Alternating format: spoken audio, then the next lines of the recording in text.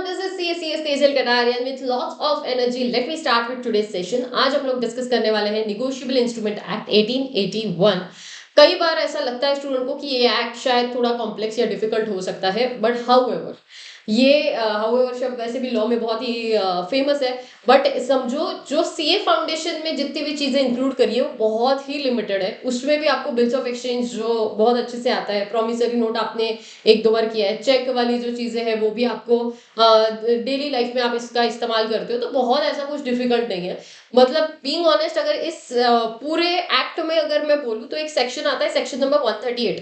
आप हमेशा ये देखते हो कि एक टीचर कितना कमाता होगा या कितना, मतलब इन लोगों या जो भी पर्सन आपको मिलते हैं जो कि शायद प्रोफेशनल्स हो या जो भी बिजनेस कर रहे हो या वॉट एवर, तुम आप या तो उनका पैकेज पूछोगे या तो तुम उनकी सैलरी पूछोगे या तुम कितना कमाते हो ऐसा पूछते हो। टीचर्स की कई बार सैलरी आप जज करने की कोशिश करते हो। तो मैं आपको एक बात बता दूं कि वो करने की बजाय आप ये ढूंढना कि सेक्शन नंबर 138 के अंडर जो लॉयर्स होते हैं वो एक केस का कितना पैसा लेता है। तो सेक्शन नंबर 138 अगर आपको आता है बहुत अच्छे से, और अगर आप कोई सीएस या एलएलबी वाले फील्ड में कुछ कर रहे हो, तो फिर मतलब आपकी तो बहुत बड़ी चांदी चांदी हो सकती है, सोना सोना भी हो सकता है, क्योंकि वो सेक्शन बहुत ज्यादा इंपॉर्टेंट है और उसको लेकर कई सारे लॉयर्स बहुत सारा पैसा चार्ज करते हैं। वो क्या है वो आपको पता चलेगा। लेकिन ये पूरे जो एक्ट है, इस पूरे एक्ट को मैंने दो वीडियोस में डिवाइड किया है। एक बेसिक वीडियो होगा जिसमें हम टाइप्स क्लासिफिकेशन तक पहुंचेंगे, एंड देन बचा हुआ सारा दूसरे वीडियो में आएगा। अगर ये वाला अगर आप देखते हो तो चैप्टर 4 पार्ट्स में डिवाइडेड है। एक तो क्या क्या उसका क्लासिफिकेशन है, उसके अलावा फिर जो modes of negotiation, presentment and rules, ये जो पार्ट है ये सारा सेकेंडरी पार्ट है जो कि सेकंड वीडियो में आएगा।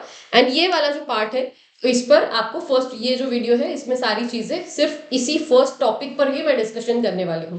अब अगर आप देखते हो जो फर्स्ट टॉपिक है उसमें आपको समझ रहा है कि नोट्स, बिल्स ऑफ एक्सचेंज या चेक्स, या आपने गो थ्रू भी किया होगा ऐसे ही ऊपर के ऊपर, तो आपको पता चल गया होगा कि ये सारे शब्द जो है वो देखे देखे या सुने सुने हैं आपके लिए। तो इतना डिफिकल्टी लेवल इसमें नहीं क्रिएट होने वाला।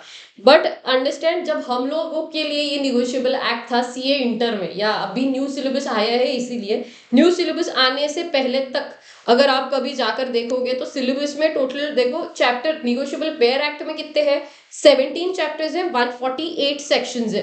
तो अगर पुराना सिलेबस देखते हो जो हमने पढ़ा था उसमें इतना खराब था निगोशिएबल, मतलब इतने सारे सेक्शंस हम लोगों ने पढ़े हैं।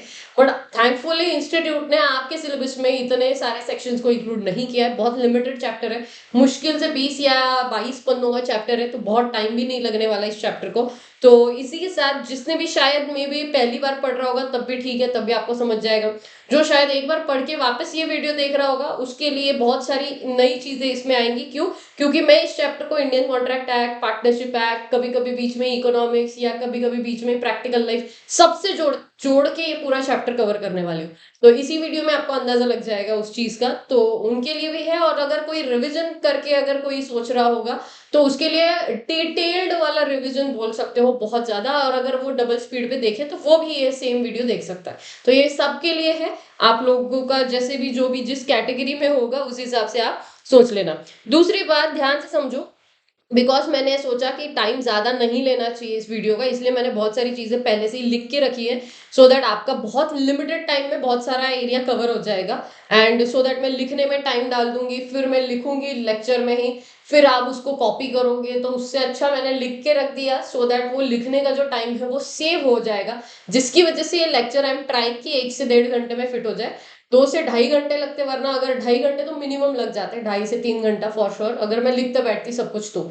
लेकिन मैंने ऑलरेडी वो मेहनत अकेले में 1-1.5 घंटा एक्स्ट्रा आप लोगों के लिए डाल के सब कुछ लिख के रख दिया है, सो दैट ये ट्राई करेंगे कि 1 से 1.5 घंटे में कवर हो सके। सबसे इंपॉर्टेंट एक बात बता देती हूँ, कई बार स्टूडेंट क्या करता है, कई बार स्टूडेंट देखो निगोशिएबल इंस्ट्रूमेंट एक्ट है 1881, कई बार क्या होता है कि ये देख लेता है वो negotiable instrument amendment act 2015, amendment act 2018, तो वो सवाल पूछता है मैम अगर एग्जाम में क्वेश्चन आता है तो हम लोगों को 1881 लिखना है या 2015 2018 ऐसा कुछ लिखना है। तो तो ध्यान से समझो, ये जो है ये सिर्फ अमेंडेड पार्ट, जो ओरिजिनल बेयर एक्ट है उसमें जो अमेंडमेंट आया है वो अमेंडमेंट जो आता है उसको इस तरीके से बोला जाता है कि अमेंडमेंट एक्ट 2018, तो 2018 के बहुत सारे अमेंडमेंट्स होंगे इसमें, लेकिन एग्जाम में आपको लिखते वक्त निगोशिएबल इंस्ट्रूमेंट एक्ट 1881 ही लिखना है, ना कि 2015, 2018, 2002 ऐसा कुछ भी लिखना नहीं है। जो लिखना है वो क्या है, 1881 अकॉर्डिंग टू द प्रोविजंस और section number whatever of negotiable instrument act 1881। Now understand, ये जो एक्ट है, हमेशा मैंने आपको बताया है कि सेक्शन नंबर 1 जो होता है हर एक्ट का, वो किसके लिए एप्लीकेबल होता है कि वो एक्सटेंट कमेंसमेंट एप्लीकेबिलिटी पर होता है। तो सबसे पहले ये जो एक्ट आया था, ये आया था 1 मार्च 1882। ये कहाँ लिखा है, बेयर एक्ट के सेक्शन नंबर 1 में जाकर देखोगे तो आपको मिल जाएगा, 1 मार्च 1882 में आया था।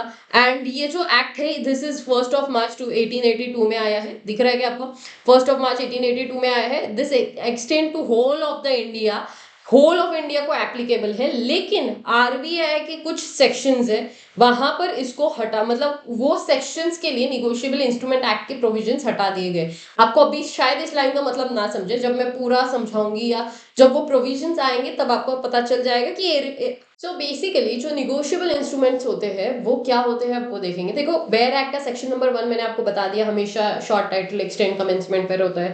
फिर उसके बाद सेक्शन 2 जो होता है वो डेफिनेशंस को लेकर बात करता है। फिर उसके बाद रिपील्ड बाय द एनैक्टमेंट है इस बार, लेकिन इसके अलावा जो भी सेक्शंस होते हैं इसके बाद ही स्टार्ट होते हैं। तो आपको बहुत ही लिमिटेड सेक्शंस है जिसके बारे में हम लोग बात करेंगे। Let me start with the section number से पहले let me start with the main thing कि बाबा ये निगोशिएबल इंस्ट्रूमेंट जो है वो आया क्यों था। तो देखो, बात ये है कि निगोशिएबल इंस्ट्रूमेंट का पहले तो मतलब समझेंगे। तो सबसे पहले तो समझते कि इंस्ट्रूमेंट क्या होता है। इंस्ट्रूमेंट का मतलब क्या होता है रे, इंस्ट्रूमेंट का मतलब होता है कोई भी एक डॉक्यूमेंट जो कि आपके एनी राइट्स या ऑब्लिगेशंस को क्रिएट कर रहा हो। अब अंडरस्टैंड, सपोज मान लो कोई भी एक प्लेन पेपर भी आप ले लो जिस पर आपने डॉट भी लगा दिया तो वो एक डॉक्यूमेंट माना जाता है, ठीक है। कोई भी एक प्लेन पेपर पर अगर आपने डॉट भी लगा दिया तो वो डॉक्यूमेंट है। जैसे अगर आपको याद होगा तो वो एक मूवी आई थी, नाम आई गेस हॉलीडे था, जिसमें अक्षय कुमार वो 12 डॉट्स कनेक्ट करता है, 12 जगह बॉम्ब ब्लास्ट होने वाले होते हैं, वो वाला जो सीन है उसमें वो जो 12 डॉट्स है, that is also a document only, that paper is also document. However, हम ये बात कर रहे हैं कि इंस्ट्रूमेंट का मतलब क्या है, सिर्फ डॉक्यूमेंट नहीं है, एक ऐसा डॉक्यूमेंट है जो आपके राइट्स या तो लायबिलिटीज को क्रिएट करता हो। क्या करता है, एनी राइट्स या ऑब्लिगेशन को, राइट्स लायबिलिटीज ऑब्लिगेशन को क्रिएट करता हो, उसे बोला जाता है इंस्ट्रूमेंट। पहले तो आप समझो एक होता है डॉक्यूमेंट, फिर होता है उसके बाद एक डॉक्यूमेंट पर जब राइट्स एंड लायबिलिटीज जिसकी वजह से क्रिएट होंगे वो बन जाएगा आपका इंस्ट्रूमेंट। तो डॉक्यूमेंट हो गया, फिर इंस्ट्रूमेंट समझ गया। अब हम ये बात कर रहे हैं कि निगोशिएबल इंस्ट्रूमेंट समझना है। निगोशिएशन एंड निगोशिएबल, ये दोनों में फर्क होता है, ठीक है। निगोशिएशन मतलब हमें क्या लगता है, मांडवली करने के लिए बैठ गए तो ये मांडवली वाले इंस्ट्रूमेंट्स होंगे, नहीं। यहाँ पर जो निगोशिएशन जो मतलब बताता है वो यहाँ पर नहीं लगाने का। यहाँ पर निगोशिएबल का मतलब होता है कि आप ट्रांसफर कर सकते हो, ठीक है। विच कैन बी ट्रांसफर मतलब क्या, निगोशिएबल मतलब एक इन एनी टाइम, मतलब जब तक वो इंस्ट्रूमेंट मैच्योर नहीं होता, उसकी डेडलाइन नहीं आ जाती, तब तक के लिए वो कितनी बार भी ट्रांसफर हो सकता है, दैट इज निगोशिएबल इंस्ट्रूमेंट। सो अगर मुझे समअप करना है इस बात को, अगर मुझे समअप करना है तो आई कैन से कि एक डॉक्यूमेंट होता है, एक डॉक्यूमेंट जब उस पर राइट्स लायबिलिटीज क्रिएट होती है तो वो एक इंस्ट्रूमेंट बन जाता है। एंड वो जो इंस्ट्रूमेंट है जब वो ट्रांसफर किया जाएगा तब वो निगोशिएबल इंस्ट्रूमेंट बनेगा। कौन से ऐसे इंस्ट्रूमेंट होते हैं जो ट्रांसफर नहीं होते हैं, जैसे कि नॉन ट्रांसफरेबल, जैसे फॉर एग्जांपल एकदम रियल लाइफ एग्जांपल, जैसे बस पास होता है। तो बस पास सिर्फ आप ही के नाम से, तो आप ही इसका इस्तेमाल कर सकते हो, आप ही ट्रैवल कर सकते हो जर्नी, बिकॉज आपका नाम है उस बस पास पे। आप उस चीज को, उस डॉक्यूमेंट को ट्रांसफर नहीं कर सकते, करेक्ट। ऐसे कई सारे डॉक्यूमेंट्स होते हैं जिसको आप ट्रांसफर नहीं कर सकते। तो अगर वो देखो, वो डॉक्यूमेंट भी है, वो इंस्ट्रूमेंट भी है, लेकिन क्या वो निगोशिएबल इंस्ट्रूमेंट है क्या, तो नहीं, वो निगोशिएबल इंस्ट्रूमेंट नहीं है। कोई भी ऐसा डॉक्यूमेंट जिसकी वजह से आपके पास कोई राइट्स या ऑब्लिगेशंस क्रिएट होंगे जो ट्रांसफर हो सकता है, वो होगा निगोशिएबल इंस्ट्रूमेंट। यहां तक बात समझ आई। अब ये जो निगोशिएबल इंस्ट्रूमेंट है, एग्जैक्टली कौन कौन से निगोशिएबल इंस्ट्रूमेंट्स की बात करी है, तो देखो यहाँ पे बहुत क्लियरली लिखा हुआ है कि एक्ट ने डिफाइन नहीं किया निगोशिएबल इंस्ट्रूमेंट का मतलब, लेकिन सेक्शन 13 बताता है कि 3 तरीके के निगोशिएबल इंस्ट्रूमेंट होते हैं, जो कि होता है bills of exchange, promissory note and cheque. तो ये 3 तरीके के बिल्स ऑफ एक्सचेंज होते हैं, मतलब ये 3 जो है वो बिल्स ऑफ एक्सचेंज, जो प्रॉमिसरी नोट है, जो चेक है, ये नेगोशिएबल इंस्ट्रूमेंट है। हाउएवर इसके अलावा और कौन से हैं? हुंडीज। हुंडीज मतलब यूजुअली लोगों को लगता है कि हुंडीज मतलब दहेज लेना, ठीक है। Unless otherwise specified, hundis according to negotiable instrument act, hundis actually पुराने जमाने में टू कलेक्ट द मनी शब्द के लिए हुंडी इस्तेमाल किया जाता था। तो hundis are also a kind of negotiable instrument. Treasury bills, bearer debentures, railway receipts, delivery orders, bill of lading. Bill of lading customs में इस्तेमाल होता है। रेलवे रिसीट्स जब भी कभी आप मतलब ट्रेन से ट्रैवल, मतलब कोई भी चीज आप एक जगह से दूसरी जगह पे भेजते हो तब आपको मिलता है। डिलीवरी ऑर्डर्स, जब भी आपने किसी का मतलब वेंडर को ऑर्डर दिया होता है तब वो होता है delivery orders. Bearer debentures, treasury bills and hundis. तो ये कुछ और भी ऐसे एग्जांपल्स है, are also considered as a negotiable instruments either by mercantile customer usage. Customer usage मतलब पुराने ट्रेडिशन की वजह से आप इसको निगोशिएबल इंस्ट्रूमेंट बोल सकते हो। So basically understand, every document is not a instrument, every instrument is not a negotiable instrument, and every negotiable instrument is not a negotiable instrument according to negotiable instrument act. मतलब क्या हुआ, ध्यान से समझना। ये आपका जो एक पेपर होगा जिसपे डॉट होगा वो डॉक्यूमेंट तो है लेकिन इंस्ट्रूमेंट नहीं है। लेकिन अगर वही मैं बात करती हूँ कि बस पास आपका डॉक्यूमेंट भी है और आपके लिए इंस्ट्रूमेंट भी है। क्यों? क्योंकि वो राइट्स एंड ड्यूटीज आपके लिए देता है, लेकिन वो निगोशिएबल नहीं होगा। क्यों? क्योंकि ट्रांसफर नहीं कर सकते। हाउएवर लेकिन जैसे फॉर एग्जांपल आपका बिल ऑफ लैडिंग या कस्टम या हुंडीज जैसे फॉर एग्जांपल जो चीजें हैं वो आप दूसरे को ट्रांसफर कर सकते हो, तो वो निगोशिएबल इंस्ट्रूमेंट तो माने जाते हैं। लेकिन ये कस्टम के बेसिस पर माने जा रहे हैं। तो निगोशिएबल इंस्ट्रूमेंट एक्ट के हिसाब से कौन कौन से ऐसे इंस्ट्रूमेंट है जो कि निगोशिएबल है? तो सिर्फ 3 इंस्ट्रूमेंट्स है। कौन से? Bills of exchange, promissory notes and cheque. ये 3 इंस्ट्रूमेंट्स हैं जो कि निगोशिएबल इंस्ट्रूमेंट माने जाएंगे। अब पहली बात तो आपको ये समझ गई कि निगोशिएबल इंस्ट्रूमेंट में 3 तरीके के इंस्ट्रूमेंट्स है। कौन से? बिल्स ऑफ एक्सचेंज एक है, दूसरा प्रॉमिसरी नोट एंड तीसरा चेक। अब इसके बाद का जो शब्द है ना बहुत इंपॉर्टेंट है, पेबल ईदर टू ऑर्डर और टू बेरर। अब इसको लेकर थोड़ा सा आप समझो, थोड़ा सा अच्छे से, कि ये जो होते हैं ना इंस्ट्रूमेंट, इन इंस्ट्रूमेंट को मैंने 2 हिस्सों में डिवाइड किया है, ठीक है। Home to pay and when to पे। ओके, होम टू पे मतलब क्या, कि बाबा किसको पे कर रहे हैं हम? किसी के ऑर्डर से पे कर रहे हैं या बेरर से पे कर रहे हैं? मतलब क्या कि किसी ने ऑर्डर दिया इसीलिए हम लोग पे कर रहे हैं उस सामने वाले बंदे को। जैसे फॉर एग्जांपल जब भी कभी कोई इंस्ट्रूमेंट एक ऑर्डर इंस्ट्रूमेंट होता है, उसे बोला जाता है कि उसमें आपने किसी ना किसी बंदे को ऑर्डर दिया है, कि आपने किसी पे का नाम स्पेसिफाई किया है कि बाबा इसको इसको पैसा देना है। या तो वो बंदा भी रह सकता है कि जिसको एक्चुअल में पैसा रिसीवेबल था, या फिर वो ऐसा बंदा भी हो सकता है कि मुझे पैसा आने वाला था, तो मैंने बोला सामने वाले को जो पैसा देने वाला था उसे बोला यार मुझे मत दे, मेरी जगह पे मेरे ऑर्डर पे XYZ पर्सन को दे देना। तो इस पे का नाम स्पेसिफाई किया जाएगा। एंड दूसरी बात, ये जो इंस्ट्रूमेंट होता है, ये इंस्ट्रूमेंट निगोशिएटेड बाय डिलीवरी, ठीक है। ये जो इंस्ट्रूमेंट होगा ये negotiable by endorsement and delivery. ये उल्टा हो गया यहाँ पे, ओनली बाय डिलीवरी, एंड यहाँ पर endorsement and delivery. Now understand what does this means. क्या होता है, जब आप कोई डॉक्यूमेंट जैसे बिल्स ऑफ एक्सचेंज हो गया, चेक हो गया, प्रॉमिसरी नोट हो गया, तो आप इसको एंडोर्स कर सकते हो एक से दूसरे के पास, दूसरे से तीसरे के पास। तो इस तरीके से जब वो एंडोर्समेंट हो रहा है, तो वो एंडोर्समेंट कैसे होता है कि एक बंदे ने पीछे साइन मार के आगे के नाम से दे दिया, फिर अगले वाले ने पीछे वापस से साइन मार दिया, फिर वो एंडोर्स और एंडोर्स ये खेलते बैठ सकते हो आप लोग, है ना। तो आपको भी बिल्स ऑफ एक्सचेंज के बेसिक पता है, इसकी वजह से मैं थोड़ा सा आपको ऐसा अजम्पशन के साथ चल रही हूँ कि आपको पता है, तो आपको समझ गया कि मैं क्या बोल रही हूँ कि एक बंदे से दूसरे बंदे के पास जब इंस्ट्रूमेंट ट्रांसफर हो रहा है तब क्या हो रहा है, एंडोर्सर एंड एंडोर्सी का रिलेशन क्रिएट होगा।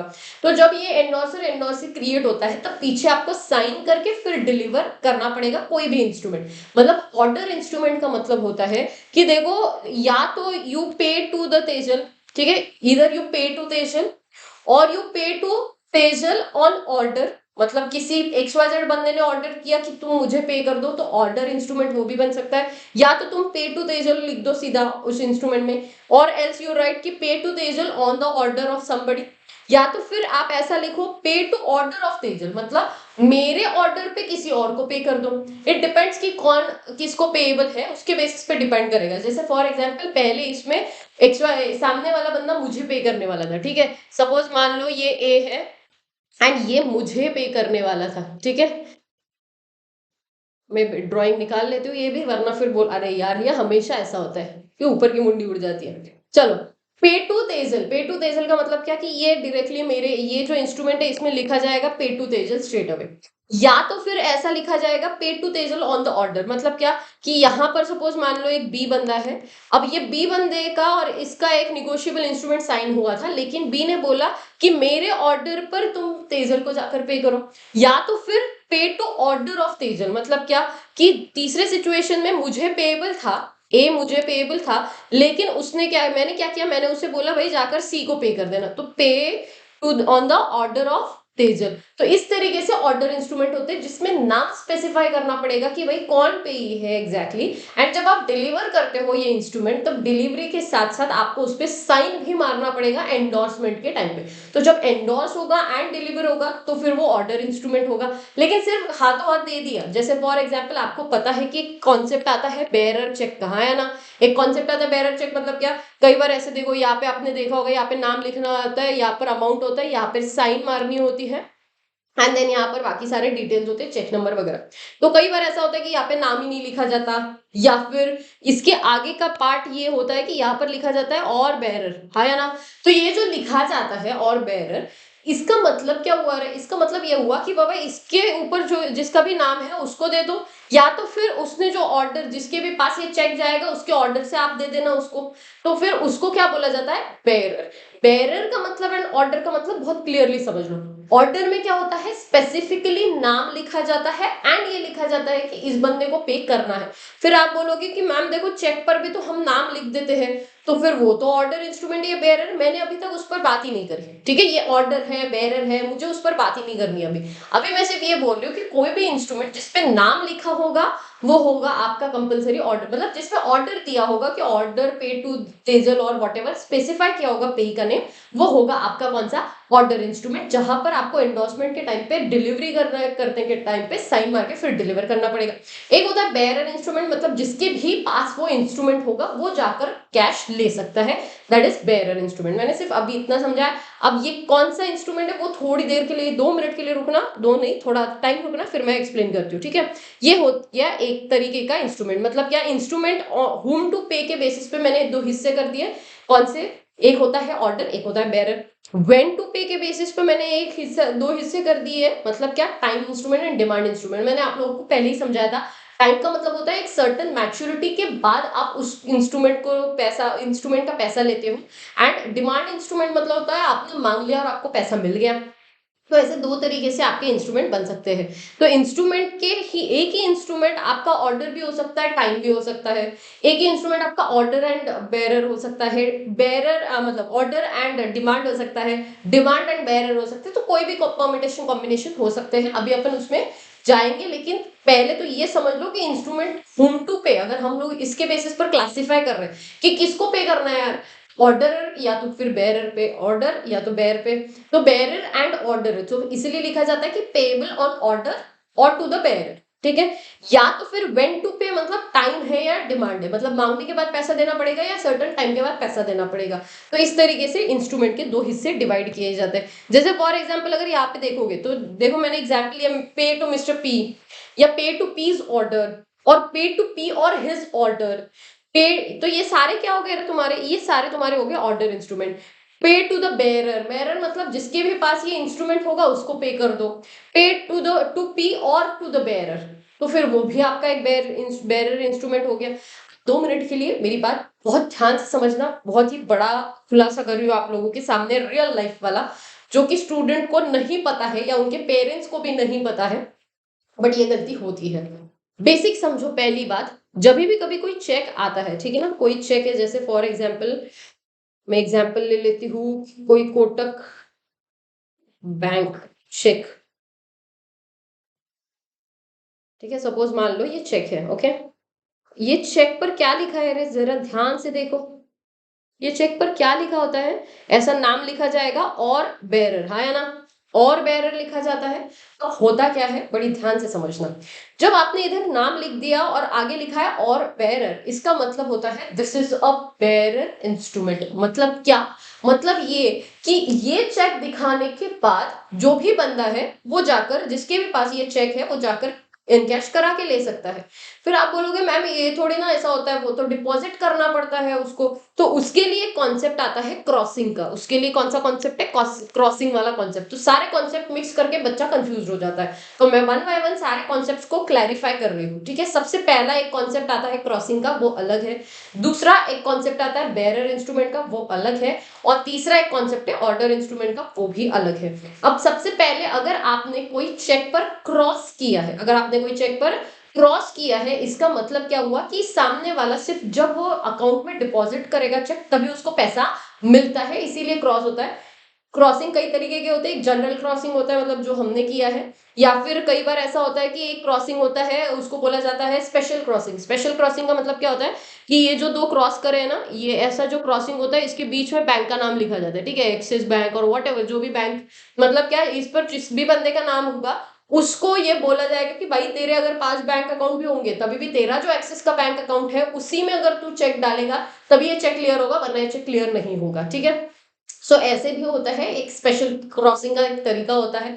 एंड और भी तरीके के क्रॉसिंग होते हैं, नॉट निगोशिएबल एक्सेट्रा, वो तो मैं उस पर ज्यादा जा नहीं रही हूँ। लेकिन ये समझ लो पहली बात तो क्रॉसिंग का मतलब क्या होता है। फिर दूसरा ये समझो कि जो चेक होता है, जो चेक होता है, चेक आपको सामने है, आपके यहाँ पर बहुत क्लियरली लिखा है जो भी बंदे का नाम है और बेयरर, और आप चेक दे देते हो। आपको ऐसा लगता है कि इसका मतलब ये हुआ कि सामने वाला सिर्फ तब एनकैश करेगा जब वो उसके बैंक अकाउंट में डिपॉजिट कर देगा, हाँ या ना। लेकिन अंडरस्टैंड, ऑलवेज रिमेंबर, ये गलती इसमें भी हुई है कि जब भी कभी आप चेक देते हो, बिकॉज आपने आगे और बेयरर लिखा है, इसका मतलब ये इंस्ट्रूमेंट बेयरर इंस्ट्रूमेंट होता है। कोई भी जाकर चेक से पैसा निकाल सकता है, इसीलिए यहाँ पर हमेशा कट करना चाहिए, जो कि इंडियन पेरेंट्स नहीं करते हैं, including your parents, including my parents, ठीक है। मैंने मेरे पेरेंट्स को मैंने जब रिसर्च करी थी तब मुझे पता चला था, तब से मेरे पेरेंट्स ने भी वो करना स्टार्ट किया है। Again similar goes with your parents also. For sure आपके घर में भी ये जो वर्ड्स है इसको कट नहीं किया जाता, सिर्फ नाम लिखा जाता है, अमाउंट लिखी जाती है। सो प्लीज ऑलवेज रिमेंबर, ये शब्द को कट करना पड़ेगा, तभी जाकर वो इंस्ट्रूमेंट क्या होगा। ये जो इंस्ट्रूमेंट होगा, ये बेरर जब शब्द डिलीट किया जाएगा ना, मतलब कट किया जाएगा, अब ये ऑर्डर इंस्ट्रूमेंट बनेगा। Otherwise this is a bearer instrument. I hope so now you understood कि नाम लिखने से सिर्फ ऑर्डर इंस्ट्रूमेंट नहीं बनता है। ऑर्डर इंस्ट्रूमेंट तब बनता है, ऑर्डर मतलब जो भी बंदा है, या तो फिर उसका नाम और उसके आगे लिख दिया और ऑर्डर, और हिज ऑन हिज ऑर्डर, और on the order of another, सामने वाले का नाम लिख दिया। तो मैंने बोला ना, पे टू तेजल, ऑन ते ऑर्डर ऑफ तेजल, वो वाला जो है, तीन सिचुएशन, तभी ऑर्डर इंस्ट्रूमेंट होता है, otherwise always a bearer instrument. So I hope so you understood कि बेरर ऑर्डर क्रॉसिंग के बीच का फर्क क्या होता है। तो ये तो क्लियर हो गया तुमको कि ये एग्जाम्पल से कि ये ऑर्डर इंस्ट्रूमेंट है, ये तो बेरर इंस्ट्रूमेंट है। अब टाइम एंड, अगर मैं बात करती हूँ टाइम एंड डिमांड की, तो अगर ऐसा लिखा जाए कि 20 days आफ्टर डेट, तो बहुत क्लियर सी बात है कि 20 days आफ्टर द डेट लिखा है, मतलब ही ये टाइम इंस्ट्रूमेंट हुआ। या 20 days after sight, again time instrument हुआ। After the death of somebody, again time instrument हुआ। ऑन डिमांड, नाम में ही सब कुछ है, डिमांड इंस्ट्रूमेंट है। चेक कौन सा इंस्ट्रूमेंट है? चेक में यूजुअली, देखो, अब बहुत सारे बच्चों को एक बात बता देती हूँ। बहुत सारे बच्चे, अगर मैं क्वेश्चन पूछती हूँ कि यार what is the expiry of cheque, अगर मैंने ऐसा क्वेश्चन पूछा, ठीक है, तो कई बार ऐसा होगा कि स्टूडेंट को ये समझ नहीं आएगा कि मैं क्या बोल रही हूँ। अंडरस्टैंड, चेक के लिए ना ड्यू डेट नहीं होता है, ठीक है। मतलब क्या होता है, चेक का एक्सपायरी डेट होता है, ड्यू डेट नहीं होता। Bills of exchange, promissory note, इनको ड्यू डेट होता है कि बाबा ड्यू हो गया ऑन ड्यू डेट। जो चेक होता है वो 3 महीने के बाद एक्सपायर हो जाता है, सो उसके पास एक्सपायरी डेट होता है, ड्यू डेट नहीं होता। पहली बात तो ये समझ लो चेक के बारे में। दूसरी बात, चेक जो होता है it's a demand instrument. Why? Because तुम टाइम के बाद, सर्टन टाइम के लिए वेट करके, फिर उसके बाद तुम देखो, अगर तुमने ऐसा सामने वाले को बोला कि भाई देख 10-15 दिन रुक जाना, 15 दिन के बाद तुम चेक डिपॉजिट कर देना, तो फिर again it's again still a time deposit की बजाय, टाइम इंस्ट्रूमेंट की जगह डिमांड इंस्ट्रूमेंट है। व्हाई? बिकॉज जब भी तुमने वो डिमांड इंस्ट्रूमेंट सामने लेकर गए तुम, तब तुमको पैसा मिल रहा है। तो कई बार ऐसा होता है, ये अगेन एक डिस्प्यूट वाला मैटर है, इस पर कोई आर्ग्यूमेंट, मेरा ऐसा कुछ स्पेसिफिक अपना ना कोई ये नहीं कि ये ऐसा ही होना चाहिए वो वैसा ही, मैं दोनों को सही बोलती हूँ। बट मोस्टली चेक जो होते हैं यूजुअली डिमांड डिपॉजिट्स होता है, डिमांड इंस्ट्रूमेंट्स होते हैं। डिमांड इंस्ट्रूमेंट मतलब आपने डिमांड कर दिया, चेक डिपॉजिट कर दिया और आपको पैसा मिल गया, तो यूजुअली डिमांड होता है। बट कई सारे सिचुएशन में हम उसको टाइम में क्लासिफाई कर सकते हैं।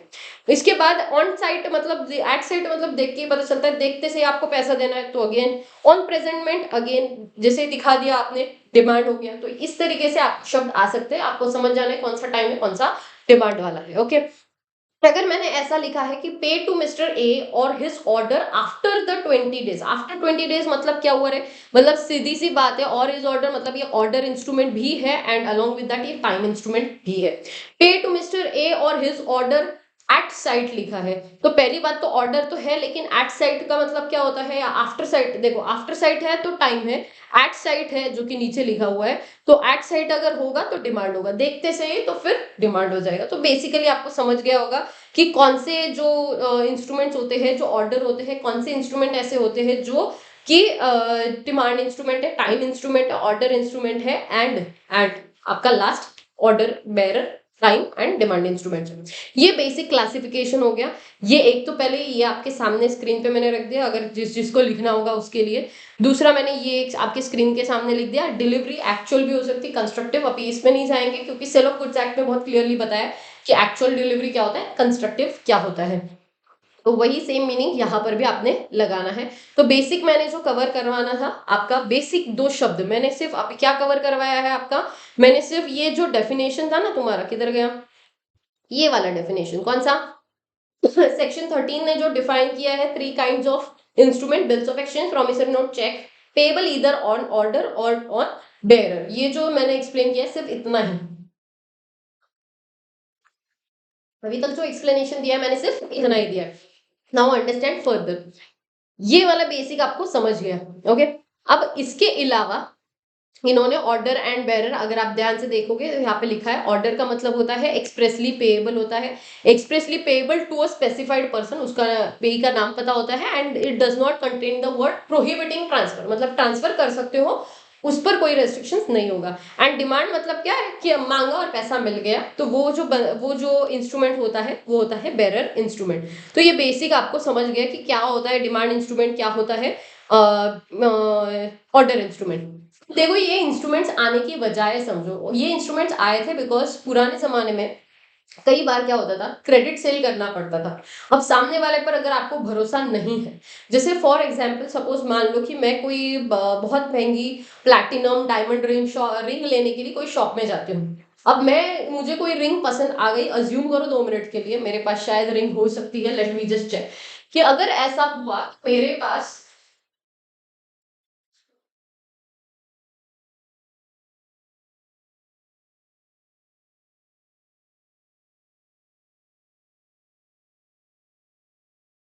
Yes I have a ring, suppose मान लो कि ये जो रिंग है ये आप लोगों के सामने, ये जो रिंग है, ये रिंग की वैल्यू है, अज्यूम करो, सिर्फ सिर्फ अज्यूम करना है कि ये एक छोटी सी रिंग जो आपके सामने है, इसकी वैल्यू है 10 लाख रुपए।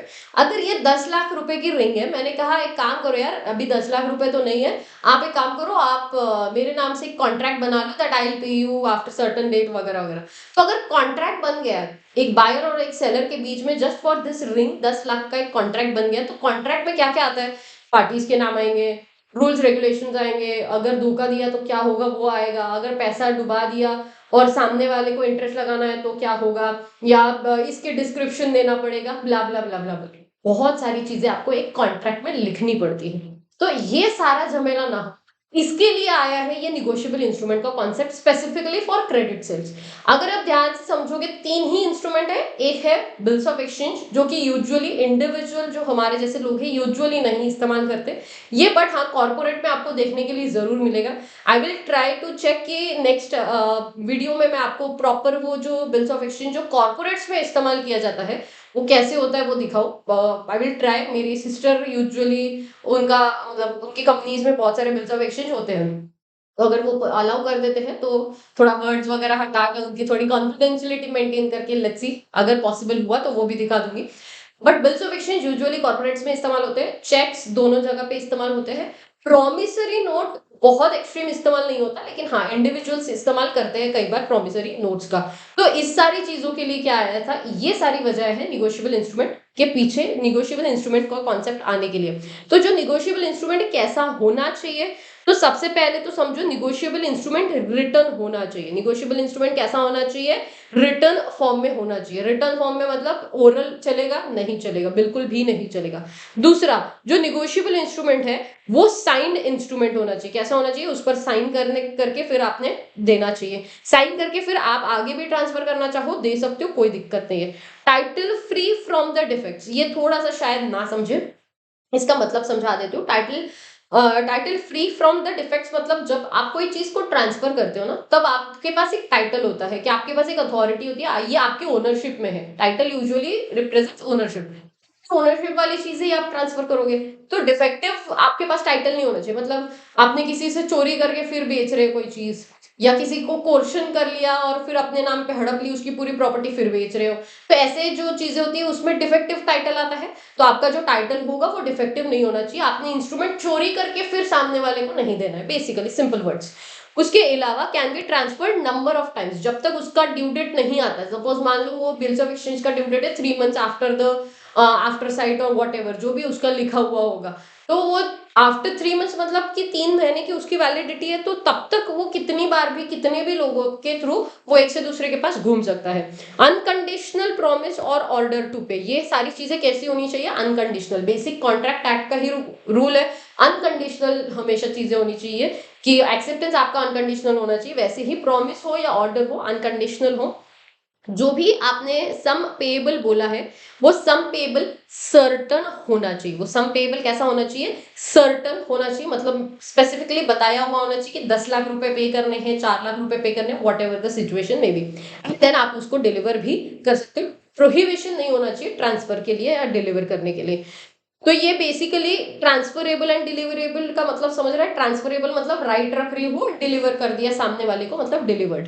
तो इस ये बेसिक कुछ कैरेक्टरिस्टिक्स है। कोई भी एक निगोशिएबल इंस्ट्रूमेंट एक्ट देखने से पहले आपको ये सारे characteristics must be presented in that negotiable instrument, ये याद रखना। तो ये जो बेसिक कैरेक्टरिस्टिक, तो बेसिकली हमने क्या क्या कंप्लीट किया, हमने कंप्लीट किया पहले तो होल ऑफ इंडिया और वो सारी चीजें देख ली। फिर उसके बाद हमने ये देखा कि कौन से टाइप के इंस्ट्रूमेंट्स होते हैं, ऑर्डर बेयरर, उसके ऊपर बहुत फोकस किया। वो ध्यान से करके जाना, बिकॉज एग्जाम में आता है कौन सा इंस्ट्रूमेंट ऑर्डर है, कौन सा बेयरर है। मैं उस पर प्रैक्टिस लेने वाली हूँ, लेकिन अगले इसमें अभी सिर्फ कॉन्सेप्ट पर फोकस करो। अगले इसमें बहुत सारे जो प्रेजेंटमेंट के बाद वाले बहुत सारे सम्स कैलकुलेशंस वाले चीजें आएंगी, फिर वो सारी चीजों को साथ में लेकर मैं सम्स बना के आपकी प्रैक्टिस ले लूंगी अगले लेक्चर में, ठीक है। उसके अलावा कुछ बेसिक चीजें हैं जो कि आप लोगों को कहीं नहीं मिलेगी, इसीलिए मैंने अगेन इंक्लूड कर लिया। मैंने आपको पहले ही बताया, मैंने बहुत सारी चीजों को कनेक्ट करके फिर आपका ये पूरा डिजाइन किया हुआ है। तो पहला तो मैंने ऑलरेडी प्रैक्टिकल रियल लाइफ आपको बता दिया कि क्या करना चाहिए जब भी आप कोई चेक लिखते हो तब। दूसरा, अब बात करेंगे बेसिक कॉन्सेप्ट जो कि आपके सिलेबस का पार्ट शायद नहीं मतलब है नहीं, बट शायद मुझे ऐसा लगता है कि आपको ये बेसिक चीजें थोड़ी बहुत पता होनी चाहिए। एक कॉन्सेप्ट है निगोसिएशन चेन का, ठीक है। एक कॉन्सेप्ट है निगोसिएशन चेन का, मतलब क्या होता है कि देखो, एक बंदे से दूसरे बंदे के पास, दूसरे से तीसरे बंदे के पास, तीसरे से चौथे बंदे के पास, इस तरीके से आपने वो इंस्ट्रूमेंट को निगोशिएट किया, मतलब ही आपने क्या किया, उसको ट्रांसफर किया, ठीक है। तो ये एक चेन बना दिया आपने, एक से दूसरा, दूसरे से तीसरा। जबकि जो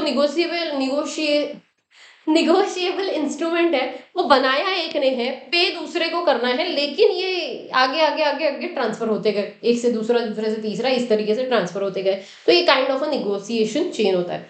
दूसरा आता है निगोसिएशन लूप और निगोसिएशन बैक। मतलब क्या, देखो, ए बंदा, ठीक है, ये ए है, ए ने बी को ट्रांसफर किया है, बी ने सी को ट्रांसफर किया है, सी ने डी को ट्रांसफर किया, ठीक है, सी ने डी को ट्रांसफर किया, डी ने ई को ट्रांसफर किया, ठीक है, ऐसे ही लिख देते हैं, ई को ट्रांसफर किया, ठीक है। फिर ई से वापस से एफ के पास गया, फिर एफ ने वापस से सी को दे दिया। तो इसका मतलब क्या हुआ रे? इसका मतलब एक काइंड ऑफ अ लूप होता है, ठीक है, ये काइंड ऑफ अ लूप है, एक से दूसरा, दूसरे के तीसरा, तीसरे से चौथा, और फिर वापस से घूम फिर के वापस से आपके पास ही आ गया। तो ये क्या है? ये सारे निगोशिएशन का काइंड ऑफ अ लूप होता है। अब इसमें होता क्या है ना, जब ये निगोशिएशन लूप वाली बात आती है ना, अगर ये घूम फिर के वापस से सी के पास ही आ गया, अगर घूम फिर के वापस सी के पास ही आ गया, तो ये जो लोग होते हैं ना, ये डिस्चार्ज हो जाते हैं। ये लोग क्या हो जाते हैं? डिस्चार्ज। अभी आपको शायद ना समझे कि कैसे लायबिलिटी से डिस्चार्ज होता है, क्या होगा, और मैं थोड़ा सेक्शन 4, 5, 6 समझाऊंगी, तब पता चल जाएगा। तो ये जो लोग हैं ना, ये डिस्चार्ज हो जाएंगे from the liability. So basic आपको समझ गया, अगर वापस से घूम फिर के आप ही के पास आए ना, तो बेसिकली क्या होता है ना कि अपन टीटीएमएम करते हैं, सपोज मान लो, या एक आपके दोस्तों में ही ऐसा होता है ना, यार मुझे तुझे 200 रुपए देने हैं, तू उसको 100 रुपए देने वाला है, वो मुझे 50 रुपए देने वाला है। तो ऐसे करने की बजाय कोई ना कोई कैलकुलेशन करके आप ऐसे तरीके से बिठा देते हो कि यार एक ही बंदा दूसरे को दे दे, बात खत्म कर दे। तो इस तरीके से चीजें चलती है। तो इसीलिए ऐसा बोला जाता है कि ये जो बीच वाले जो लोग होते हैं, ये सारे लोग डिस्चार्ज हो जाते हैं। कैसे समझेगा, वेट करना। तो ये बेसिकली लूप या निगोशिएशन बैक है, एक से दूसरा और वापस से घूम फिर के आपके पास आना। इसके अलावा एक कॉन्सेप्ट आता है प्रिविटी ऑफ कॉन्ट्रैक्ट, अगर आपको याद होगा तो। ये प्रिविटी ऑफ कॉन्ट्रैक्ट में क्या लिखा था रे? प्रिविटी ऑफ कॉन्ट्रैक्ट में लिखा था कि भाई जो स्ट्रेंजर टू द कॉन्ट्रैक्ट है, वो कुछ भी हो जाए, वो केस फाइल नहीं कर सकता। वो जो case file, stranger to the contract जो केस फाइल नहीं कर सकता, वो निगोशिएशन एक्ट में इंक्लूड नहीं किया। मतलब निगोशिएबल इंस्ट्रूमेंट एक्ट को एप्लीकेबल नहीं है। इसका मतलब क्या है? इसका मतलब ये है कि सपोज मान लो ए एंड बी के बीच में एक प्रॉमिसरी नोट या बिल्स ऑफ एक्सचेंज साइन हुआ है, ठीक है, ये बिल्स ऑफ एक्सचेंज या कॉन्ट्रैक्ट साइन हुआ है। ये जो है, ये इसके बाद सी के पास चला जाता है, ठीक है। अभी क्या हो गया कि ए को बी को पैसा देना था, ठीक है, ए ने बी को पैसा देना था, बी ने वो पैसा जो इंस्ट्रूमेंट था उसने वो सी को ट्रांसफर कर दिया। अभी सी चला जाता है ए के पास कि बस पैसा दे दे, ठीक है, या चलो मान लो सी ने भी डी को ट्रांसफर कर दिया। तो अभी डी चला जाता है कि बोल के कि बाबा देख, ए के पास चला जाता है कि बॉस पैसा दे। तो ए बोलेगा तुम कौन? मैं तुमको नहीं जानता, मैंने तो कॉन्ट्रैक्ट बी के साथ किया है, तुम तो स्ट्रेंजर हो, तो तुम मेरे पास आकर पैसा नहीं मांग सकते। तो ये सारी चीजें एप्लीकेबल नहीं होती निगोशिएबल इंस्ट्रूमेंट एक्ट के अंदर। तो इसका मतलब क्या हुआ? अगर डी ने जाकर केस फाइल कर दिया ना, अगर डी ने जाकर केस फाइल कर दिया, तो वो सपोज मान लो, वो देखो, वो सी के अगेंस्ट भी केस फाइल कर सकता है, वो बी के अगेंस्ट भी कर सकता है, वो ए के अगेंस्ट भी कर सकता है। अभी मतलब क्या है कि एक्चुअल में D at the end D last person है। तो जो भी बंदे, सपोज मान लो डी ने ए के अगेंस्ट केस फाइल कर लिया, ठीक है, ए को बी को पैसा देना था, तो ए के अगेंस्ट अगर केस फाइल कर लिया, तो वो जो केस होता है वो डी वर्सेस ए ऐसे लिख के आएगा। तुम ये नहीं बोल सकते you are a stranger to the contract, तो तुम मेरे पे केस कैसे करोगे? इसके लिए निगोशिएबल इंस्ट्रूमेंट एक्ट के लिए प्रिविटी ऑफ कॉन्ट्रैक्ट का केस एप्लीकेबल नहीं होता। ये इंडियन कॉन्ट्रैक्ट एक्ट का कॉन्सेप्ट मैंने कनेक्ट कर दिया। दूसरा जो कॉन्सेप्ट है वो सेल ऑफ गुड्स एक्ट का है। देखो, मैंने रियलिटी वाला एक एग्जाम्पल बता दिया जो आपको रियल लाइफ में इस्तेमाल होगा। दूसरा मैंने अब इंडियन कॉन्ट्रैक्ट एक्ट से कनेक्ट कर लिया। तीसरा अब मैं सेल ऑफ गुड्स एक्ट से कनेक्ट कर रही हूँ। आगे जाकर मैं इकोनॉमिक्स से भी कनेक्ट करूंगी, लेकिन अभी पहले sale of goods act. Sale of goods act में आपने कॉन्सेप्ट सीखा था, nemo dat quod non habet, that is if one can not transfer something which he didn't have, correct. तो इसका मतलब क्या होता है कि अगर आप लोगों के पास कोई चीज नहीं है जिसका ओनरशिप या टाइटल आपके पास नहीं है, तो आप कैसे ट्रांसफर कर सकते हो दूसरे को? तो ये कॉन्सेप्ट जो है वो निगोशिएबल इंस्ट्रूमेंट में नहीं एप्लीकेबल होता। का मतलब क्या है, ध्यान से समझना। इसका मतलब ये है कि सपोज मान लो ए, बी, सी एंड डी, ठीक है। अब हुआ ये है, ए ने बी को बोला था, that I will pay you 50,000 rupees on this date, ठीक है। एक ऐसा I promise to pay you का प्रॉमिसरी नोट साइन कर दिया था। अब प्रॉमिसरी नोट जो साइन किया था ए ने बी के पास, तो ये जो प्रॉमिसरी नोट था वो सी ने चोरी कर लिया, या सपोज मान लो कोर्शन करके उसने निकाल लिया उससे। अब ये जो कोर्शन किया है, ये कोर्शन की वजह से जो पैसा उसने निकाला, ये जो नोट उसने ले लिया, यही उसने डी को ट्रांसफर कर दिया। तो ये जो डी है ना, ये जो डी है, अभी वैसे देखा जाए तो सी के पास टाइटल है क्या यार? नहीं, सी का टाइटल कैसा है? सी का टाइटल डिफेक्टिव है। तो फिर सी का टाइटल भले डिफेक्टिव हो, लेकिन फिर भी बिकॉज डी जो है वो उसने गुड फेथ में लिया है, वो एक इनोसेंट पार्टी है, इट इज अलाउड, उसको टाइटल मिल जाएगा। तब ये आप nemo dat quod non habet कुछ भी आप वहां पर लगा कर नहीं आनेगा कि यार इसके पास टाइटल ही नहीं तो वो कैसे ट्रांसफर कर सकता है। कोई ये रूल निगोशिएशन एक्ट के लिए एप्लीकेबल नहीं माना जाएगा। सो बेसिक आपको समझ गया होगा, 4 चीजें, एक निगोशिएशन चेन, दूसरा लूप, तीसरा प्रिविटी ऑफ कॉन्ट्रैक्ट एंड चौथा nemo dat quod non habet. I hope so you understood चारों के चारों कॉन्सेप्ट में मुझे आप लोगों को क्या समझाना था। अब ये 4 कॉन्सेप्ट होने के बाद अब मैं मेन कॉन्सेप्ट पे आती हूँ जो कि है section number 4 which is promissory note. ठीक है, 3 सेक्शंस है, 4, 5 and 6। Promissory note, bills of exchange and उसके बाद एंड में आएगा बिल्स ऑफ एक्सचेंज के बाद चेक। तो ये 3 कॉन्सेप्ट पर बात करते हैं। सबसे पहला प्रोमिसरी नोट,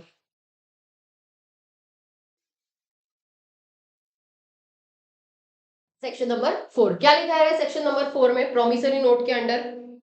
क्या लिखा हुआ है? उन्होंने लिखा है सेक्शन नंबर 4 के हिसाब से जो एक इंस्ट्रूमेंट है,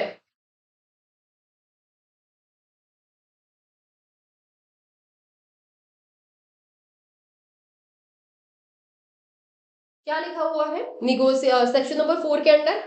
सेक्शन नंबर 4 के under a promissory note is an instrument in writing, ठीक है, not being a bank note और करेंसी नोट। बहुत इंपॉर्टेंट लाइन लिख दिया ये, containing an unconditional undertaking signed by the maker to pay certain sum of money only to the order of a certain person or to the bearer of the instrument. Wonderful. Now understand one by one. सबसे पहले जो promissory note होता है वो कैसा होना चाहिए? Writing में होना चाहिए।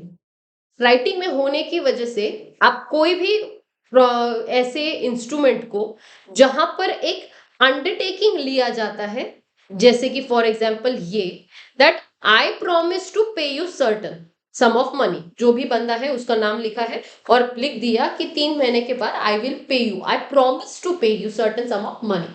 सो it's kind of an unconditional. इसमें कंडीशन है क्या कहीं पर भी? नहीं, पहली बात तो कंडीशन है ही नहीं, सीधा लिख दिया कि I promise to pay you certain sum of money on this date, whatever 10,000 rupees दे देंगे after the 3 months after the date. 3 महीने के बाद हम आफ्टर द डेट के बाद तुमको क्या दे देंगे? हम तुमको 10,000 रुपए दे देंगे। आई प्रॉमिस टू पे यू, ऐसा अज्यूम करो that I promise to pay you. सो ये पहली बात तो अनकंडीशनल है। तो तुम बोलोगे मैम लेकिन टाइम का तो कंडीशन डाला है ना 3 महीने का, तो ये चलता है क्या? तो चलता है। नाउ प्लीज अंडरस्टैंड, पहली बात, कभी भी कोई भी प्रोमिसरी नोट जो होता है वो अनकंडीशनल होना चाहिए। वो कैसा होना चाहिए? अनकंडीशनल होना चाहिए।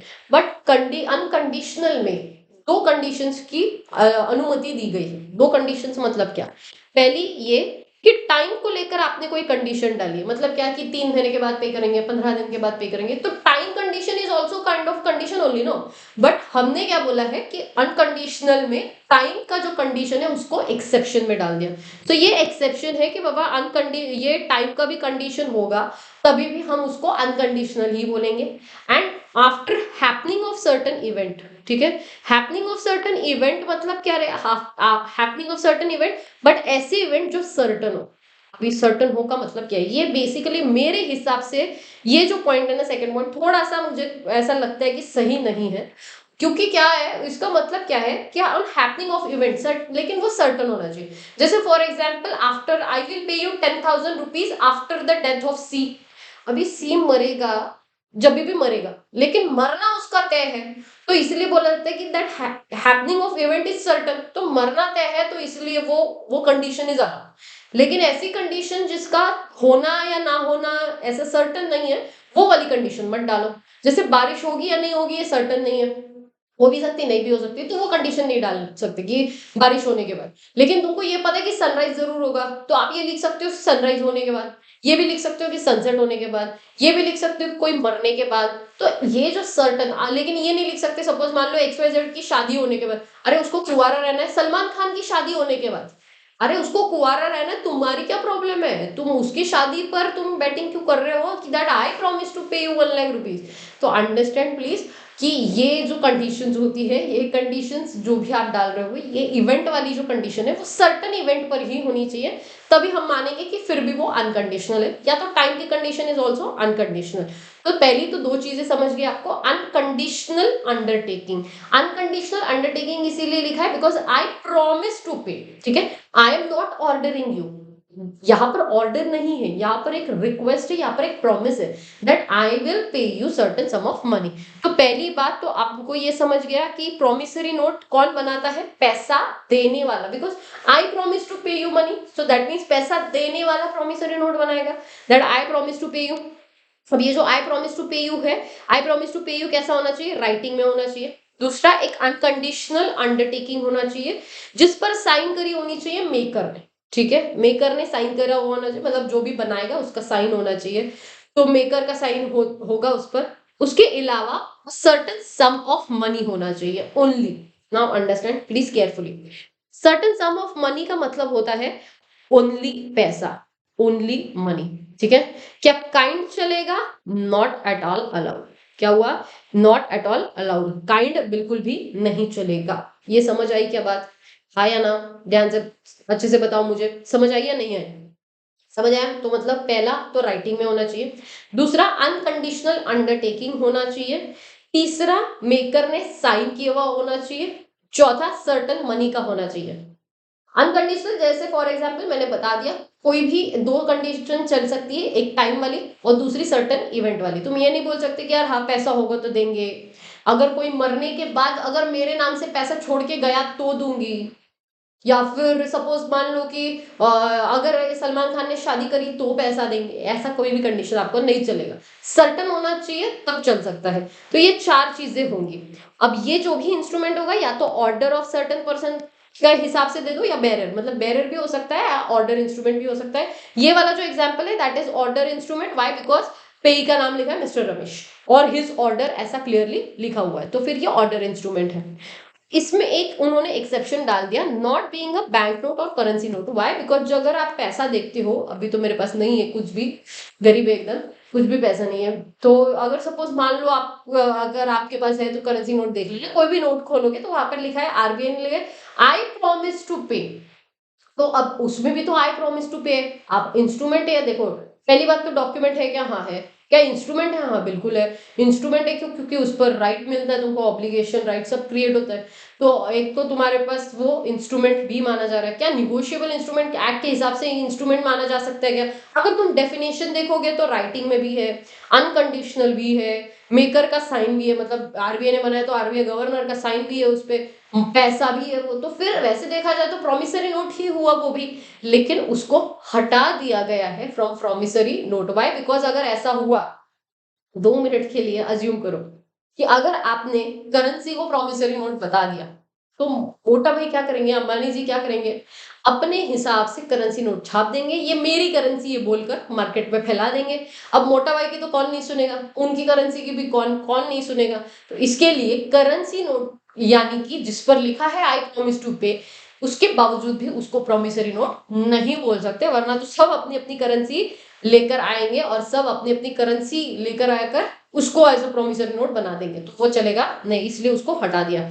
तो एक बार वापस से सेक्शन नंबर 4 के हिसाब से क्या होता है promissory note, A promissory note is an instrument which is in writing, which is an unconditional order, unconditional undertaking, ये जो भी होगा उस पर साइन किया जाएगा मेकर से। उसके अलावा ये या तो ऑर्डर होगा या तो बेरर होगा, और ये सर्टेन सम ऑफ मनी के लिए होगा, काइंड नहीं चलेगा। इसमें क्या एक्सेप्शन है, इसमें एक्सेप्शन है, एक तो आपका एक्सेप्शन है कि आप कोई भी करेंसी नोट को इसमें नहीं लेकर आ सकते, और दूसरा वो जो अनकंडीशनल वाला था उसमें ये एक्सेप्शन था, टाइम वाली कंडीशन चलेगा, एंड सर्टन इवेंट जो हो सकता है, उसका जो हैपनिंग ऑफ इवेंट जो कि सर्टन है उसका भी कंडीशन चलेगा, उसमें भी कोई दिक्कत नहीं बोली जाएगी। तो ये बेसिक आपका क्या हुआ, अभी सिर्फ हमारा डेफिनेशन हुआ है, और ये डेफिनेशन के बाद मैंने बता दिया आपको कि ये कौन बनाता है, ये बनाता है आई प्रॉमिस टू पे यू, मतलब क्या, मतलब जो भी पैसा देने वाला होता है वो बनाता है। बस ये ध्यान रखना कि जो पैसा है वो सर्टन होना चाहिए, लिखा हुआ होना चाहिए कि बाबा कितना है, ऐसा नहीं लिख सकते कि after deducting all the expenses, या जितना भी पैसा मुझे मिलेगा वो तुमको दूंगा, ऐसा आप वर्डिंग्स नहीं इस्तेमाल कर सकते, सर्टन लिखना पड़ेगा, 10 lakh, 10 crore, 10,000, whatever the amount as the case may be. I hope so ये आपको समझ गया होगा। और करेंसी नोट को हटा देना, वाई, बिकॉज मैंने बता दिया, फिर मोटा भाई क्या करेंगे, वैसे भी मोटा भाई हर जगह पर आकर डिस्टर्ब कर रहे हैं, अभी तो यूपीआई सेक्टर में भी आने वाले हैं, तो धीरे धीरे वो सारे के सारे सेक्टर्स क्या करेंगे, डिस्टर्ब कर देंगे। तो इसके लिए मोटा भाई को आपको इंक्लूड, मोटा भाई की करेंसी को इंक्लूड नहीं करना है। दूसरी बात, मेकर, मेकर मतलब कौन होता है रे? मेकर मतलब होता है कि जिसने क्या किया है, जिसने प्रोमिसरी नोट बनाया है, उसका साइन होना मैंडेटरी है। दूसरी बात, पेई मतलब जिसको पेएबल होता है, तो वैसे ही आप इसको मेकर मतलब आप बोल सकते हो ड्रॉवर या ड्रॉई, जिस पर आप प्रोमिसरी नोट रेस करोगे। पेई यानी कि देखो, ये ड्रॉवर ड्रॉई का concept usually bills of exchange में आएगा, यहाँ पर मेकर एंड पेई का कॉन्सेप्ट आएगा प्रोमिसरी नोट्स में। इसके जो what you can say characteristics है, वो ऑलरेडी उन्हीं के डेफिनेशन के ही पार्ट्स में डिवाइड करे। देखो, सबसे पहले तो राइटिंग में होना चाहिए। अब राइटिंग में होना चाहिए का मतलब क्या है? Writing that means oral promise is not required, not allowed. मतलब मैंने बोल दिया हाँ आई प्रॉमिस टू पे यू 10,000 रुपए, ओरली बोल दिया, तो क्या प्रोमिसरी नोट साइन हुआ हमारे बीच में? नहीं हुआ, तो oral not allowed. There must be an express promise to pay, सिर्फ हाँ ये बहुत इंपॉर्टेंट है, मेयर एक्नॉलेजमेंट इज इनसफिशिएंट। बहुत इंपॉर्टेंट पॉइंट बोला, मतलब क्या? expressly promise to pay the debt, mere acknowledgement is not valid। मतलब क्या? I acknowledge myself to be indebted to B in 1000 to be paid on demand for the value received। ठीक है, तो ये valid है, क्यों? क्योंकि I acknowledge myself, मैंने खुद ने ही अपने आप को बोल दिया, इन शॉर्टली मैंने ये बोला that I promise to pay you 1000 rupees. लेकिन यहाँ पर क्या लिखा है? Mister B I owe you 1000 rupees. मतलब मिस्टर बी को ये बोल रहे हो आई ओ यू 1000 रुपीज।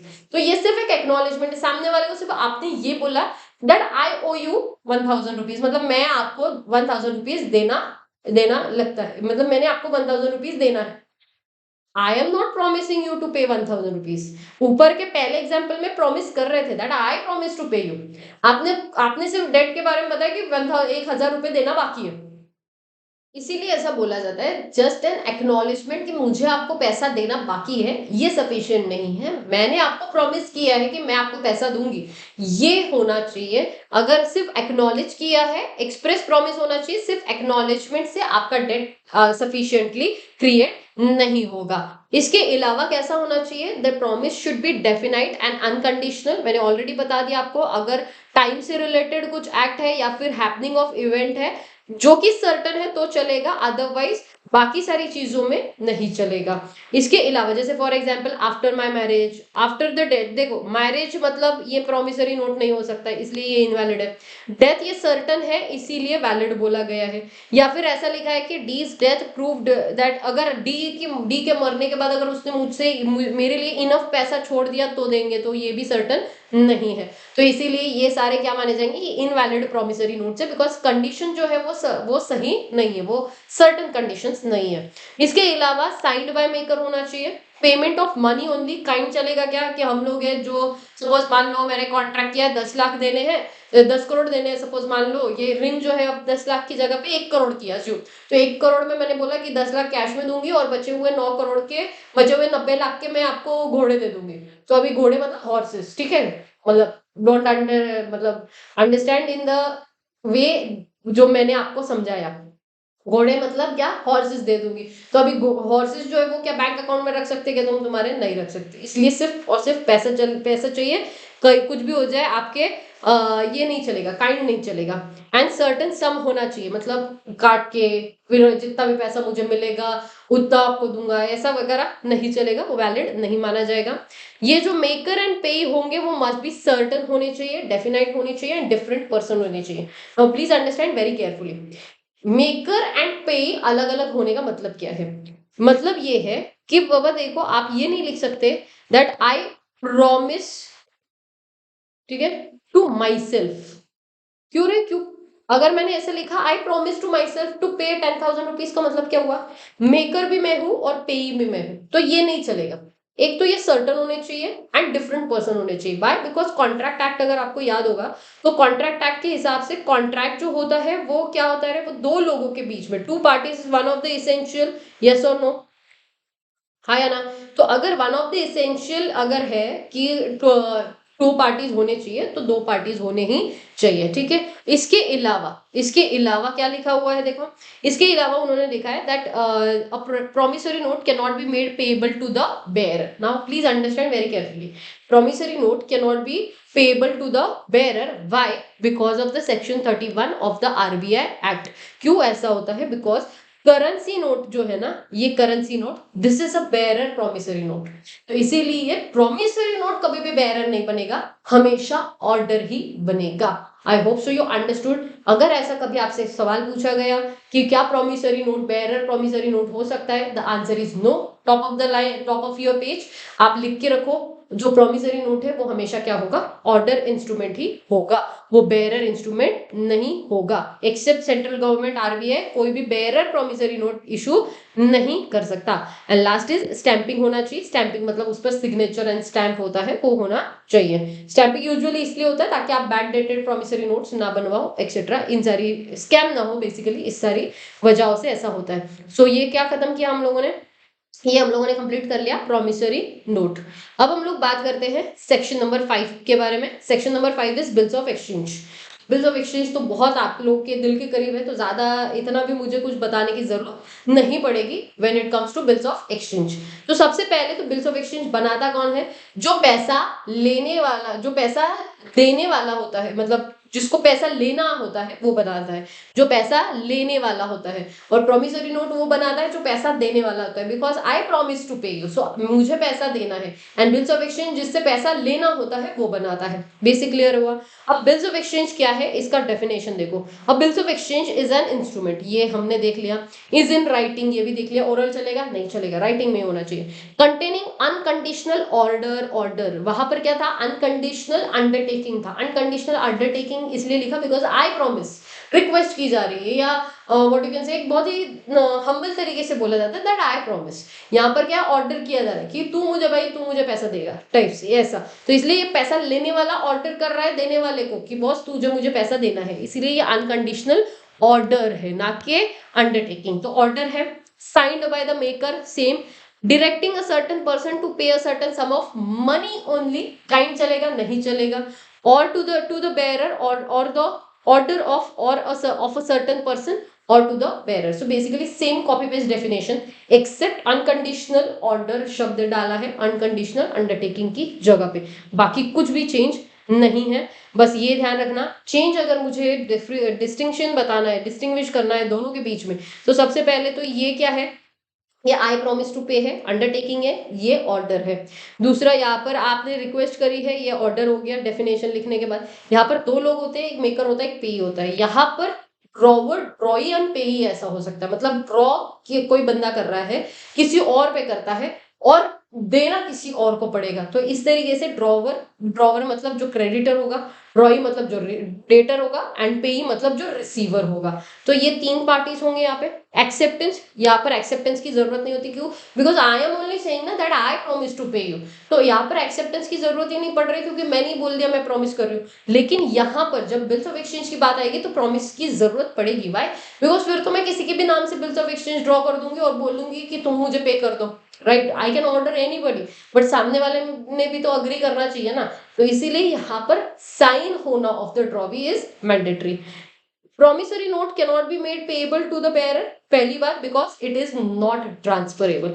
अगर करेंसी नोट की बात करेंगे तो वो ट्रांसफरेबल होती है, इसलिए बेयरर प्रॉमिसरी नोट अलाउड नहीं है। यहाँ पर क्या लिखा है, on the other hand bills of exchange can be made payable to the bearer. जिसके भी पास बिल्स ऑफ एक्सचेंज होगा वो जाकर बिल्स ऑफ एक्सचेंज के अगेंस्ट पैसा ले या दे सकता है, डिपेंड्स जो भी सिचुएशन होगा, मतलब किस सिचुएशन में आप हो। वैसे बेसिकली जो लेने वाला होता है उसी के पास होगा ना, क्योंकि वो एंडोर्स होते रहेगा। However, it cannot be payable to the bearer on demand. On demand इसीलिए लिखा है, क्यों, क्योंकि देखो bearer and demand का कॉम्बिनेशन नहीं चलेगा, bearer and time का कॉम्बिनेशन चलेगा। So basically bearer and time instrument होता है क्या रे, वो होता है बिल्स ऑफ एक्सचेंज। लेकिन क्या बेरर प्रॉमिसरी नोट कभी मिलेगा, नहीं, प्रॉमिसरी नोट हमेशा ऑर्डर वाला ही मिलेगा। तो ये ध्यान से समझना। ड्रॉवी एंड पेई सेम भी हो सकते हैं, कोई दिक्कत नहीं है। तो ये बेसिक डिफरेंशिएशन समझ गया आपको। अगर आपको कुछ लिखना होगा इसमें से तो आप लिख देना, आपके सामने रख दिया था। अगर आप ध्यान से देखोगे तो कैरेक्टरिस्टिक्स जो होते हैं उससे पहले एक बात करते हैं ड्रॉवर, ड्रॉई एंड पेई। अब नाउ मैंने देखो, मैंने अभी इंडियन कॉन्ट्रैक्ट एक्ट को कनेक्ट कर लिया, मैंने उसके बाद सेल ऑफ गुड्स एक्ट को कनेक्ट कर लिया। अब मैं आपको एक अच्छा एग्जांपल देकर पार्टनरशिप एक्ट को कनेक्ट करवा रही हूँ यहाँ पे।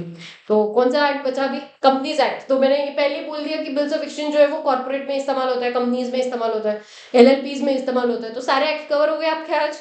तो let me just tell you that कि क्या होता है, ध्यान से समझो। ड्रॉवर मतलब क्या? जो बिल्स ऑफ एक्सचेंज बना रहा है, the maker of the bills of exchange, no problem.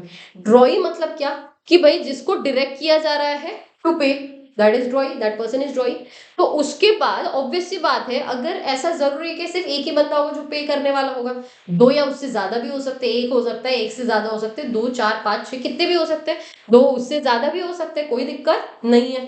तो अगर ऐसी सिचुएशन हुई तो सबको साइन करना पड़ेगा। अगर एक कोई बिल्स ऑफ एक्सचेंज है जिसके अगेंस्ट आपके पास चार ड्रॉई है, तो चारों का साइन होना इज मैंडेटरी, कि चारों ने एक्सेप्ट किया है तभी जाकर ये वैलिड बिल ऑफ एक्सचेंज होगा। However, understand very carefully, however अगर ए बी सी डी ये चारों के चारों अगर पार्टनर है ना, अगर ये पार्टनर है, तो चारों के बजाय अगर एक भी पार्टनर, सिर्फ एक्टिव पार्टनर ही साइन करे भी चलेगा। नाउ वेरी केयरफुली, अगर ड्रॉई अलग अलग इंडिविजुअल्स है तो सबने साइन करना पड़ेगा। लेकिन अगर ऐसा सिचुएशन है, सपोज मान लो एक कोई डेट है जिसके लिए चार लोग रेडी है पे करने के लिए, ऐसा हो सकता है, कोई दिक्कत नहीं है कि बॉस देखो 10 लाख रुपए देने, तू तू उसमें से 2.5 दे देना, 2.5 सब में बांट दिया, तो चार लोग तुमको दे रहे हैं 10 लाख के अगेंस्ट, ठीक है, 10 लाख के बिल्स ऑफ एक्सचेंज के अगेंस्ट चार लोग देने वाले, तो चारों ने साइन करना चाहिए 2.5 के लिए। लेकिन अगर पार्टनरशिप फर्म है या पार्टनर्स है चारों के चारों, तो फिर एक एक्टिव पार्टनर साइन करेगा, मोर देन सफिशिएंट, कोई दिक्कत नहीं है। ड्रॉई एक अकेला ही बंदा रहेगा, कोई प्रॉब्लम, मतलब ड्रॉई जो है वो एक का ही ड्रॉई का साइन रहेगा, बाकियों का नहीं रहेगा, तब भी कोई दिक्कत नहीं है। जिसकी वजह से उनकी लायबिलिटी क्या हो जाएगी, पार्टनर हो या जो भी साइन कर रहा है उसकी लायबिलिटी हो जाएगी प्राइमरी एंड अनकंडीशनल। एंड पेई का मतलब होता है या तो जिसको पे करने के लिए डायरेक्ट किया है, या तो फिर मतलब जिसको पैसा बेसिकली मिलने वाला है, तो वो होता है आपका पे। अब ये जो कैरेक्टरिस्टिक्स है बिल्स ऑफ एक्सचेंज की, एग्जैक्टली कॉपी पेस्ट है जो आपने इसमें देखे प्रॉमिसरी नोट में। क्या क्या देखो, it must be in writing, it must express order to pay, definite होना चाहिए, अनकंडीशनल होना चाहिए, इट मस्ट बी साइन। इसके अलावा एक मिनट के लिए रुकना, it must be certain, it must be to pay money only, and it must be stamp. तो अगर आप ध्यान से देखोगे तो सारे के सारे आपको क्या दिखा रहे हैं, अगर आप ध्यान से देखोगे तो सारे के सारे आपको ऐसा लगा कि आपने सब कुछ पढ़ा हुआ है पहले ही, कैरेक्टरिस्टिक्स ऑफ जो आपने प्रॉमिसरी नोट देखे थे। इसके अलावा लेकिन एक पॉइंट बहुत अलग है यहाँ पे, जो कि है पॉइंट नंबर ई। क्या बोला जाता है, देखो पॉइंट नंबर ई में, ड्रॉवर एंड ड्रॉई एंड पेई must be certain. All these three parties may not be necessarily three different parties, but one can play the role of two. जैसे फॉर एग्जाम्पल, मैंने आपको अभी एग्जाम्पल दिया, सपोज मान लो ए ने bills of exchange draw किया है ऑन बी कि बॉस तू जो है तू मुझे पे करेगा कितना पैसा पे करेगा रे, 1 लाख रुपए पे करेगा, ऐसा ए ने ऑर्डर दिया, किसको, बी को ऑर्डर दिया, तू मुझे 1 लाख रुपए पे करेगा। अब उसने बोला एक काम करते हैं, ड्रॉई जो है बी बोल रहा है ठीक है मेरी जगह पे सी तुमको 1 लाख रुपए पे कर देगा। तो ऐसा पॉसिबल है कि ड्रॉई एंड पे जो है, देखो ड्रॉई एंड पे जो है वो अलग अलग है, हाँ या ना, ऐसा पॉसिबल है कि ड्रॉई एंड पे अलग अलग है, या ऐसा भी पॉसिबल है ड्रॉई एंड पेयर अलग अलग है। ऐसा भी पॉसिबल है कि जो ड्रॉई है उसने बोला कि एक दैट आई पे यू डायरेक्टली 1000 1 लाख रुपीज। तो फिर इन दैट सिचुएशन क्या होगा कि ये दो अलग अलग पर्सन है, ड्रॉवर एंड ड्रॉई, कि बी पे करेगा ए को, लेकिन ए जो है वो at the same time drawer भी है एंड पे भी है। देन इन दैट सिचुएशन क्या हो जाएगा, अगर ड्रॉवर एंड पे सेम हो गया तो, कि बॉस देखो कि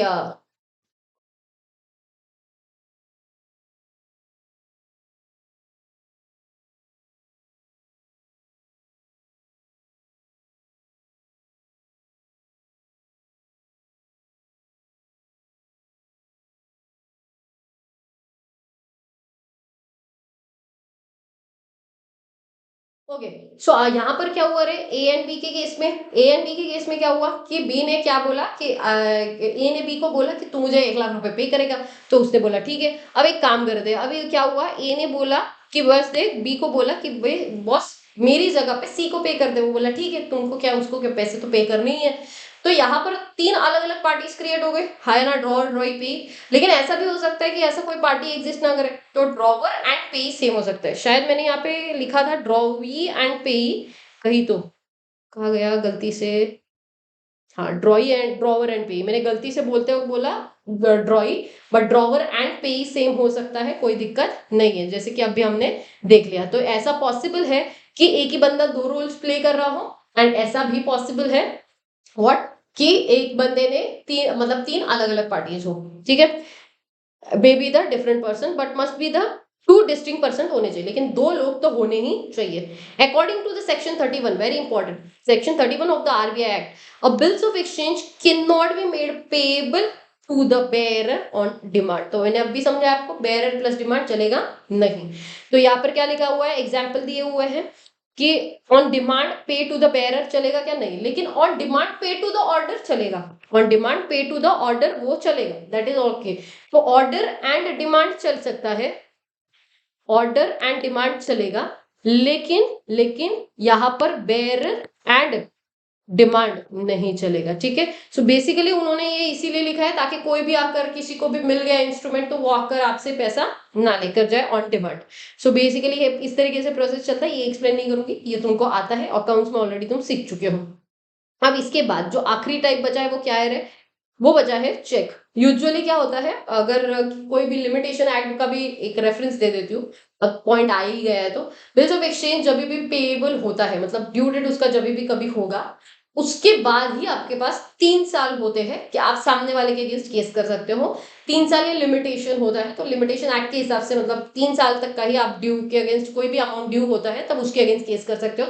तो वो कहाँ से 3 साल होंगे बिल्स ऑफ एक्सचेंज के केस में, जब भी वो ड्यू हो जाएगा, पेएबल हो जाएगा अमाउंट, उसके आगे 3 साल काउंट कर लेना। मतलब आज अगर बिल ड्रॉ किया है मैंने 3 महीने बाद पे करने के लिए, तो 3 महीने के बाद जब वो ड्यू होगा उसके आगे 3 साल और काउंट कर लेना, अगर कभी केस फाइल करने की बारी आई तो।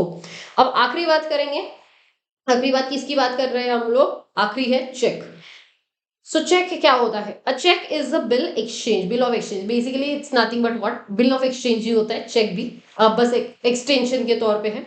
Check is a bill of exchange, but ये ड्रॉ होता है ऑन स्पेसिफाइड बैंकर, ये ड्रॉ किस पे होता है, specified banker, and not express to be payable otherwise than on demand. मतलब इसीलिए इसको क्या बोलते हैं कि डिमांड इंस्ट्रूमेंट है, कि डिमांड और फिर आपको मिल गया पैसा, तो इसीलिए ये बोलते हैं not express to be payable otherwise than demand, and it includes the electronic image of the truncated cheque and the cheque in electronic form. ये 2 टाइप के चेक होते हैं, एक होता है इलेक्ट्रॉनिक फॉर्म का चेक, इसका मतलब क्या है आपको यहाँ पे मिलेगा, एक होता है ट्रंकेटेड चेक, ठीक है। ये जो चेक होता है, इसके लिए मैंने एक मूवी का नाम लिखा है, catch me if you can, ठीक है। Catch me if you can, अगर आप मूवी देखोगे तो आपको पता चल जाएगा कि उसने सिर्फ ये जो चीज है, electronic form and truncated check के बेसिस पर उसने क्या कांड करे थे और कितना पैसा लूटा था बैंक वालों से। बेसिकली क्या होता है, ट्रंकेटेड चेक बता देती हूँ पहले। ट्रंकेटेड चेक में क्या होता है, एक कोई पेपर होगा, ठीक है। अब ये मेरे पास टिश्यू पेपर है, बट ठीक है, अज्यूम करो कि ये जो टिश्यू पेपर है ये एक चेक है, okay, this is a check.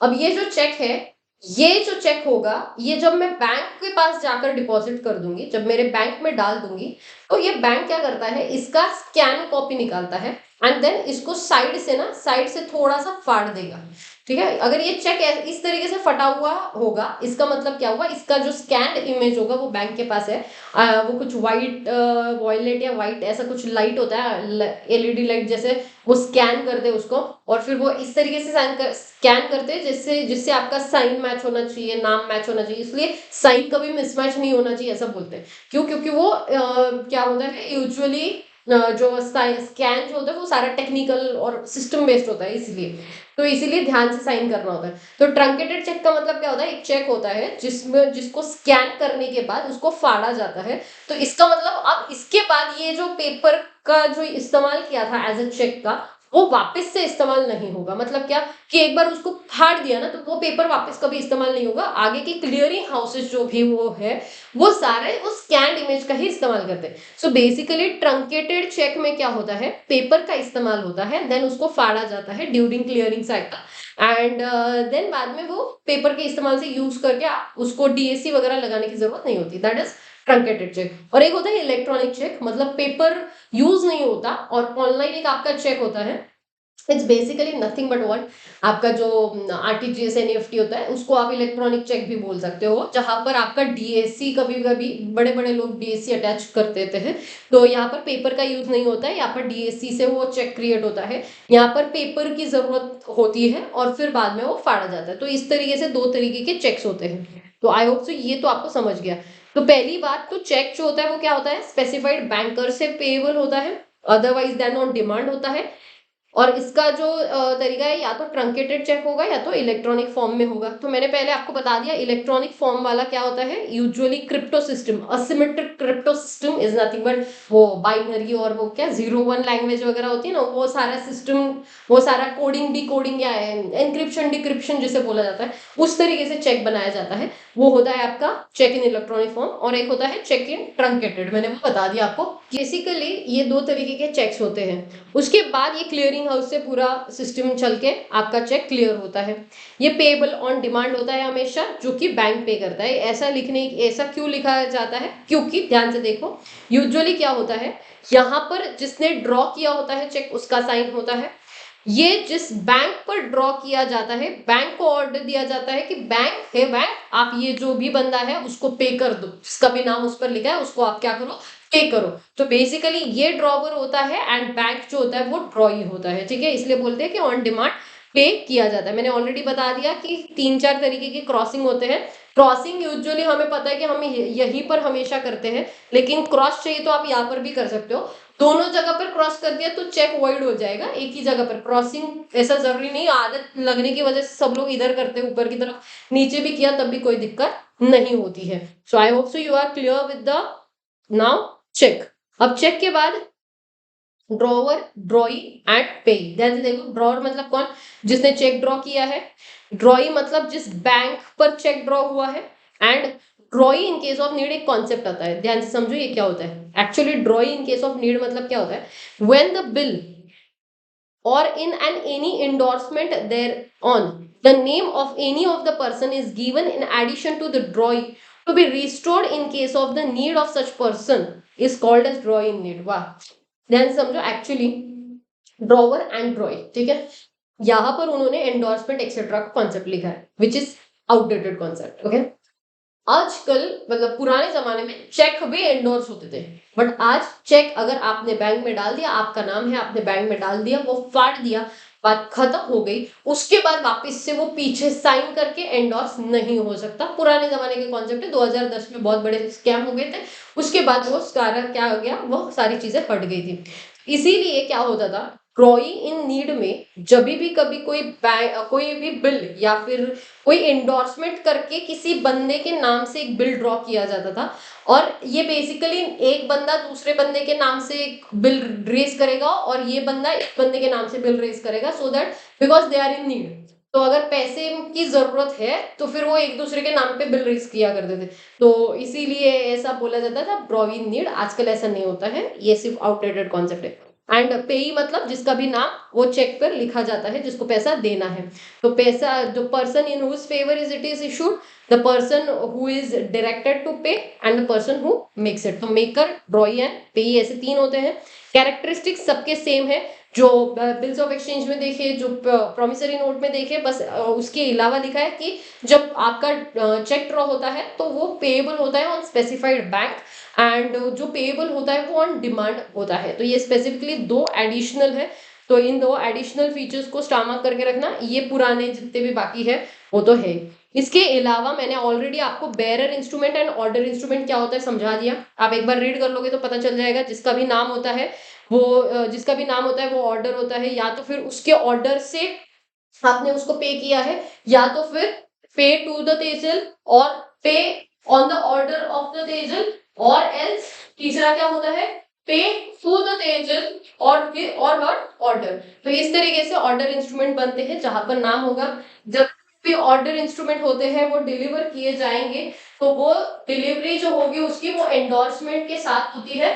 मतलब कि क्या हुआ, पीछे जब भी आपको एंडोर्स करना है तो साइन आपको करना पड़ेगा, एंड देन साइन करके फिर आपको सामने वाले को देना है, डिलीवर करना है। लेकिन वही बेयरर इंस्ट्रूमेंट में सिर्फ साइन कर दिया, मेयर डिलीवरी एंड दे दिया। इसका और थोड़ा सा एक्सप्लेनेशन आएगा जो सेकंड वीडियो में आएगा, आगे है ये डिलीवरी बाय एंडोर्समेंट और वो, इसलिए मैं ज्यादा कुछ डिस्कस नहीं कर रही अभी। अब एक काम करते हैं, before we go ahead with the Indian inland instrument and foreign instrument, एक बहुत ही चिंटू सा कॉन्सेप्ट है, ये वाला कॉन्सेप्ट को खत्म कर देते हैं। इनक्योर्ड इंस्ट्रूमेंट एंड एम्बिग्यूअस इंस्ट्रूमेंट, ठीक है, ये दो कॉन्सेप्ट को खत्म करते हैं। थोड़ा हेवी डोज हो जाएगा inland and foreign, because important है, मुझे ऐसा लगता है कि एग्जाम में क्वेश्चन भी आ सकता है, तो वो हम लोग अगले लेक्चर में लेंगे। अभी सिर्फ सिंपल सा जो है, सिंपल वाला वो वाला कंप्लीट कर लेते हैं। एक होता है एम्बिग्यूअस इंस्ट्रूमेंट, ये बहुत ही इंटरेस्टिंग है। एम्बिग्यूअस मतलब क्या होता है? एम्बिग्यूअस का मतलब होता है कि बहुत समझ ही नहीं आ रहा है, पूरा कंफ्यूजन है। मतलब क्या कि आपने कोई चेक इशू किया है, ठीक है, चेक दिया है, चेक में आपने जो अमाउंट है वो अमाउंट यहाँ पर लिखा है 10 लाख रुपए, एंड इन वर्ड्स जहां पर अमाउंट लिखना होता है वहां पर लिखा है 1 लाख रुपए। Amount in words and amount in number match ही नहीं हो रहा, ये होता है आपका एम्बिग्यूअस इंस्ट्रूमेंट। और एल्स टाइप ऑफ इंस्ट्रूमेंट में कंफ्यूजन है, मतलब क्या, देखो यूजुअली जो प्रोमिसरी नोट होता है, बिल्स ऑफ एक्सचेंज में प्रोमिसरी नोट होता है, वो क्या बोलता है, आई प्रोमिस टू पे यू, मतलब जो पैसा देने वाला होता है वो बताता है, करेक्ट। बिल्स ऑफ एक्सचेंज में क्या होता है, जो पैसा लेने वाला होता है वो बनाता है, हाँ या ना। तो यहां पर मैंने जो एग्जांपल दिया है, देखो क्या लिखा है, ए ने बिल्स ऑफ एक्सचेंज ड्रॉ किया है बी पर, that I order A to pay. अरे I order A to pay to B for 50,000, मतलब समझ ही नहीं आ रहा है यार। खुद ही खुद को ऑर्डर कैसे दे सकते हो? खुद प्रॉमिस करते हो, सामने वाला ऑर्डर देता है, यहाँ पर खुद ही ने खुद को ऑर्डर दिया है, तो ये प्रोमिसरी नोट है या बिल्स ऑफ एक्सचेंज है, ये समझ नहीं आ रहा। तो इस तरीके से कौन से टाइप का इंस्ट्रूमेंट है ये ना समझे, या amount in words amount in numbers match ना करे, कोई भी कंफ्यूजन अगर होता है तो उसको बोला जाता है वीक और एम्बिग्यूअस इंस्ट्रूमेंट। तो एम्बिग्यूअस इंस्ट्रूमेंट का कॉन्सेप्ट समझ गया होगा, बहुत ही सिंपल है, इसलिए मैंने फटाक से वो इंक्लूड कर लिया। एक कॉन्सेप्ट आता है इसके अलावा, इनकोएड इंस्ट्रूमेंट, ठीक है। इनकोएड इंस्ट्रूमेंट बेसिकली इनकम्प्लीट मतलब होता है, ठीक है, इनकम्प्लीट इन सर्टेन एस्पेक्ट्स का मतलब क्या है, एक्चुअली क्या होता है कि सपोज मान लो आपने कोई चेक दिया, तो आपको सपोज सामने वाले का नाम नहीं पता कि यार कौन से एग्जैक्ट, क्योंकि अगर नाम में आपने थोड़ा सा भी इधर उधर कर लिया तो फिर वो सामने वाले का, सपोज स्पेलिंग में भी सपोज मैंने तेजल का स्पेलिंग है, या फिर कटारिया का जो स्पेलिंग है एक्चुअल में ये है, ठीक है। अब कई बार लोग क्या कर देते हैं, इसको ऐसा कर लेते हैं, ठीक है, तो ये अलाउड ही नहीं है, करेक्ट है। तो इसकी वजह से अगर ये लिख दिया नाम तो फिर चेक गलत हो जाएगा। तो इसीलिए क्या होता है कि कई बार नाम नहीं पता है या कुछ अमाउंट नहीं पता है, तो इसके लिए वो इनकम्प्लीट रख देते हैं, ब्लैंक रख देते हैं, बाद में भरते हैं, उसको बोला जाता है इनकोएट इंस्ट्रूमेंट। तो इनकोएट इंस्ट्रूमेंट में क्या होता है, दो लोगों के बारे में समझो पहले। तो इनकोएट इंस्ट्रूमेंट में एक होता है होल्डर एंड एक होता है होल्डर इन ड्यू कोर्स, ठीक है। अब ये लायबिलिटी वाला क्लॉज इंपॉर्टेंट है, लेकिन वो बाद में देखेंगे, पहले holder and holder in due course का मतलब समझो। होल्डर का मतलब सेक्शन 8 में लिखा हुआ है, आपके सिलेबस का पार्ट नहीं है, लेकिन हाँ आपको बेयर एक्ट का लिंक चाहिए तो मैं दे दूंगी डिस्क्रिप्शन में, ये बेयर एक्ट है, बेयर एक्ट का लिंक डाल दूंगी तो आप वहां से ले लेना। सेक्शन नंबर 8 अगर आप जाके देखोगे तो आपको मिल जाएगा होल्डर का डेफिनेशन। होल्डर का मतलब कौन होता है, कि होल्डर मतलब bills of exchange, promissory note या चेक का any person entitle in his own name to possess to the possession thereof and receive and recover the amount due thereon from the parties। कोई दिक्कत नहीं है। Where the note, bills of exchange, check is lost or destroyed, is the holder, the person is the entitled at that time of such destruction or loss। Basically holder का मतलब क्या होता है कि बॉस जिसके भी पास वो इंस्ट्रूमेंट होगा, जैसे फॉर एग्जांपल अज्यूम करो this is a kind of a instrument, ठीक है, this is a kind of a instrument, ये इंस्ट्रूमेंट जिसके भी पास होगा वो बंदा will be consider as a holder of the instrument, ठीक है। तो ये अगर इंस्ट्रूमेंट लॉस्ट हो गया ना, तो जिसको भी मिलेगा वो होल्डर होगा, वो जिसको भी मिलेगा वो क्या बन जाएगा, होल्डर बन जाएगा। And holder in due course का मतलब क्या होता है कि वह जिसको जिसके भी पास वो बिल्स ऑफ एक्सचेंज या प्रोमिसरी नोट या चेक जा रहा है ना, उसको फॉर सर्टेन कंसिडरेशन के लिए जाता है, तो सर्टेन वैल्यू के लिए, फॉर सर्टेन वैल्यू के लिए जब कोई चीज जाएगी, गुड फेथ में जाएगी, वो बन जाएगा होल्डर इन ड्यू कोर्स। का मतलब क्या है, देखो है यहाँ पे होल्डर इन ड्यू कोर्स मतलब क्या, एक तो आप होल्डर बनने चाहिए, दूसरी बात आपने ये इंस्ट्रूमेंट को फॉर कंसिडरेशन लेना चाहिए, एंड तीसरी बात ये इंस्ट्रूमेंट फॉर गुड फेथ होना चाहिए, तब क्या माना जाएगा? तब आप होल्डर इन ड्यू कोर्स माने जाओगे। अगर कंसिडरेशन नहीं है तो क्या होल्डर इन ड्यू कोर्स बन सकते हैं? नहीं। लेकिन क्या होल्डर बन सकते हैं? The answer is yes. क्या होल्डर सारे पार्टीज को स्यू कर सकता है, प्रायर पार्टीज को? नहीं। होल्डर इन ड्यू कोर्स कर सकता है। इसीलिए आपको याद होगा तो लूप वाला जो मैंने समझाया था ना कि होल्डर इन ड्यू कोर्स जो होता है वो सारे पार्टीज को क्या कर सकता है? प्रीवियस पार्टीज को, प्रीविटी ऑफ कॉन्ट्रैक्ट के टाइम पे बताया था कि सारे प्रीवियस पार्टी को क्या कर सकता है? सीधा केस फाइल कर सकता है, स्यू कर सकता है। Why? Because of this thing, क्या होल्डर इन ड्यू कोर्स होने की वजह से आपने for good consideration, good faith में एंड कंसिडरेशन में आपने वो चीज ली होती है, इसीलिए आप केस फाइल कर सकते हो, स्यू कर सकते हो। लेकिन सिर्फ एक होल्डर होने से आप कभी भी केस फाइल प्रीवियस पार्टीज के अगेंस्ट नहीं कर सकते। ये बेसिक डिफरेंस तो समझ लो कि holder and holder in due course. अब बात करते हैं इनकोएट इंस्ट्रूमेंट की। एक्चुअली इनकोएट का मतलब क्या होता है? Incomplete in certain aspects. The drawer, maker, accept और endorser of the negotiation instrument may sign and deliver the instrument to another in the capacity of leaving the instrument either wholly blank or incomplete. Basically आपने Holi blank छोड़ दिया या तो फिर आपने incomplete छोड़ दिया in favour of another person, तो सच इंस्ट्रूमेंट को आप क्या बोलोगे? इनकोएट इंस्ट्रूमेंट बोलते हो। लेकिन ऐसे इंस्ट्रूमेंट पर हमेशा क्या होना चाहिए? स्टैम्प फिक्स होना चाहिए। मैं एक्सप्लेन करूंगी इस लाइन का मतलब, वेट करो। The person signing and delivering the inchoate instrument is liable to both the holder and holder in due course. ये लाइन बहुत इंपॉर्टेंट था। क्या? इनकोएट इंस्ट्रूमेंट बिकॉज वो इनकम्प्लीट होता है, होल्डर को भी लायबल होंगे and holder in due course को भी लायबल होंगे। सो इसीलिए holder and holder in due course. लेकिन लायबल तो होंगे, ठीक है, लेकिन होल्डर के लिए कितनी लायबिलिटी प्रीपे होगी यानी होल्डर इन ड्यू कोर्स के लिए, वो बड़ा ध्यान से समझो। क्या लिखा है? The holder of such instrument cannot recover the amount in excess of the amount intended to be signed by the maker or signer, and the holder in due course can amount any amount जो भी stamp होगी, any recover any amount on such instrument provided in covered by the stamp affixed on the instrument। मतलब क्या? ध्यान से समझना। इसका मतलब ये है कि यूजुअली क्या होता है, सपोज मान लो कोई इंस्ट्रूमेंट है, ठीक है। अब कोई भी इंस्ट्रूमेंट पर स्टैम्प ड्यूटी हमेशा पे करी जाती है, सो दैट मतलब कि आप गवर्नमेंट के पास वो इंस्ट्रूमेंट को रजिस्टर करते हो। अब आपको पता नहीं था बिल्स ऑफ एक्सचेंज पर कितने वैल्यू का करना है, लेकिन आपको लगा यार तकरीबन ज्यादा से ज्यादा कितना होगा, कि सपोज मान लो 50,000 होगा। तो सपोज मान लो 50,000 के हिसाब से अगर स्टैम्प ड्यूटी जो है 50,000 की वैल्यू ज्यादा से ज्यादा होगी, ऐसा आपको लगा, तो 50,000 के हिसाब से आपको सपोज मान लो कि 1%, ठीक है, 1% स्टैम्प ड्यूटी होगी। सपोज 2 मिनट 10% कर देते हैं, ठीक है, 10%। अगर 10% की स्टैम्प ड्यूटी दी तो अराउंड, मतलब 10% बहुत ज्यादा हो जाएगी कि ठीक है, यूजुअली एक्चुअली परसेंटेज अलग अलग होते हैं स्टैम्प ड्यूटी के, कहीं 0.25 होता है, कहीं 0.5, कहीं 1, कहीं 2 ऐसा होता है। तो 1% का है, तो 1% मतलब 500 रुपए। तो अगर कोई इंस्ट्रूमेंट है जिस पर अमाउंट नहीं लिखा, लेकिन लिखा है कि स्टैम्प ड्यूटी जो आपने पे करी है वो 500 रुपए करी है, तो इसका मतलब इस इंस्ट्रूमेंट पर ज्यादा से ज्यादा कितना पैसा रिकवर हो सकता है? ज्यादा से ज्यादा 50,000 ही रिकवर होगा। कैसे? बैक कैलकुलेशन करेंगे, 500 डिवाइड बाय 1% करेंगे तो 50,000 आ जाएगा। करेक्ट है, 500 डिवाइड बाय 1% इज 50,000 आ जाएगा। तो जो 50,000 आए हैं, तो ज्यादा से ज्यादा, अगर ये इनकम्प्लीट है मतलब अमाउंट नहीं लिखा था, तो ज्यादा से ज्यादा इस इंस्ट्रूमेंट पे आप कितना पैसा रिकवर कर पाओगे? तो 50,000 ही रिकवर कर पाओगे। तो अभी इधर देखो 2 मिनट के लिए ध्यान से, यहाँ पे क्या लिखा है? The holder of such instrument cannot recover the amount in excess of the amount intended to be paid by the signer, and holder in due course can however recover any amount on such instrument provided it is covered by the stamp affixed on the instrument। तो stamp जो हमने लगाया है, stamp fix जो किया है instrument पर, वो 500 रुपए का किया है। करेक्ट है। तो ये जो बंदा है होल्डर इन ड्यू कोर्स, वो कितना अमाउंट रिकवर कर सकता है? दैट डिवाइडेड बाय 1%, मतलब 50,000 तक रिकवर कर सकता है होल्डर इन ड्यू कोर्स। लेकिन जो होल्डर होगा ना, सिर्फ सिर्फ जो होल्डर होगा, वो कभी भी in excess of the amount paid by the signer, मतलब अगर उसको पेबल 20,000 ही था, ठीक है, भले ही इंस्ट्रूमेंट 50,000 का हो, लेकिन पेबल उसको 20,000 का ही था, तो वो क्या करेगा? कल जाकर वो अमाउंट भर देगा 50,000 रुपए। होल्डर है, होल्डर हूँ, ठीक है, होल्डर हूँ of the bills of exchange, मैंने 50,000 रुपए लिख दिया और आ गए आपके पास कि पैसा दो।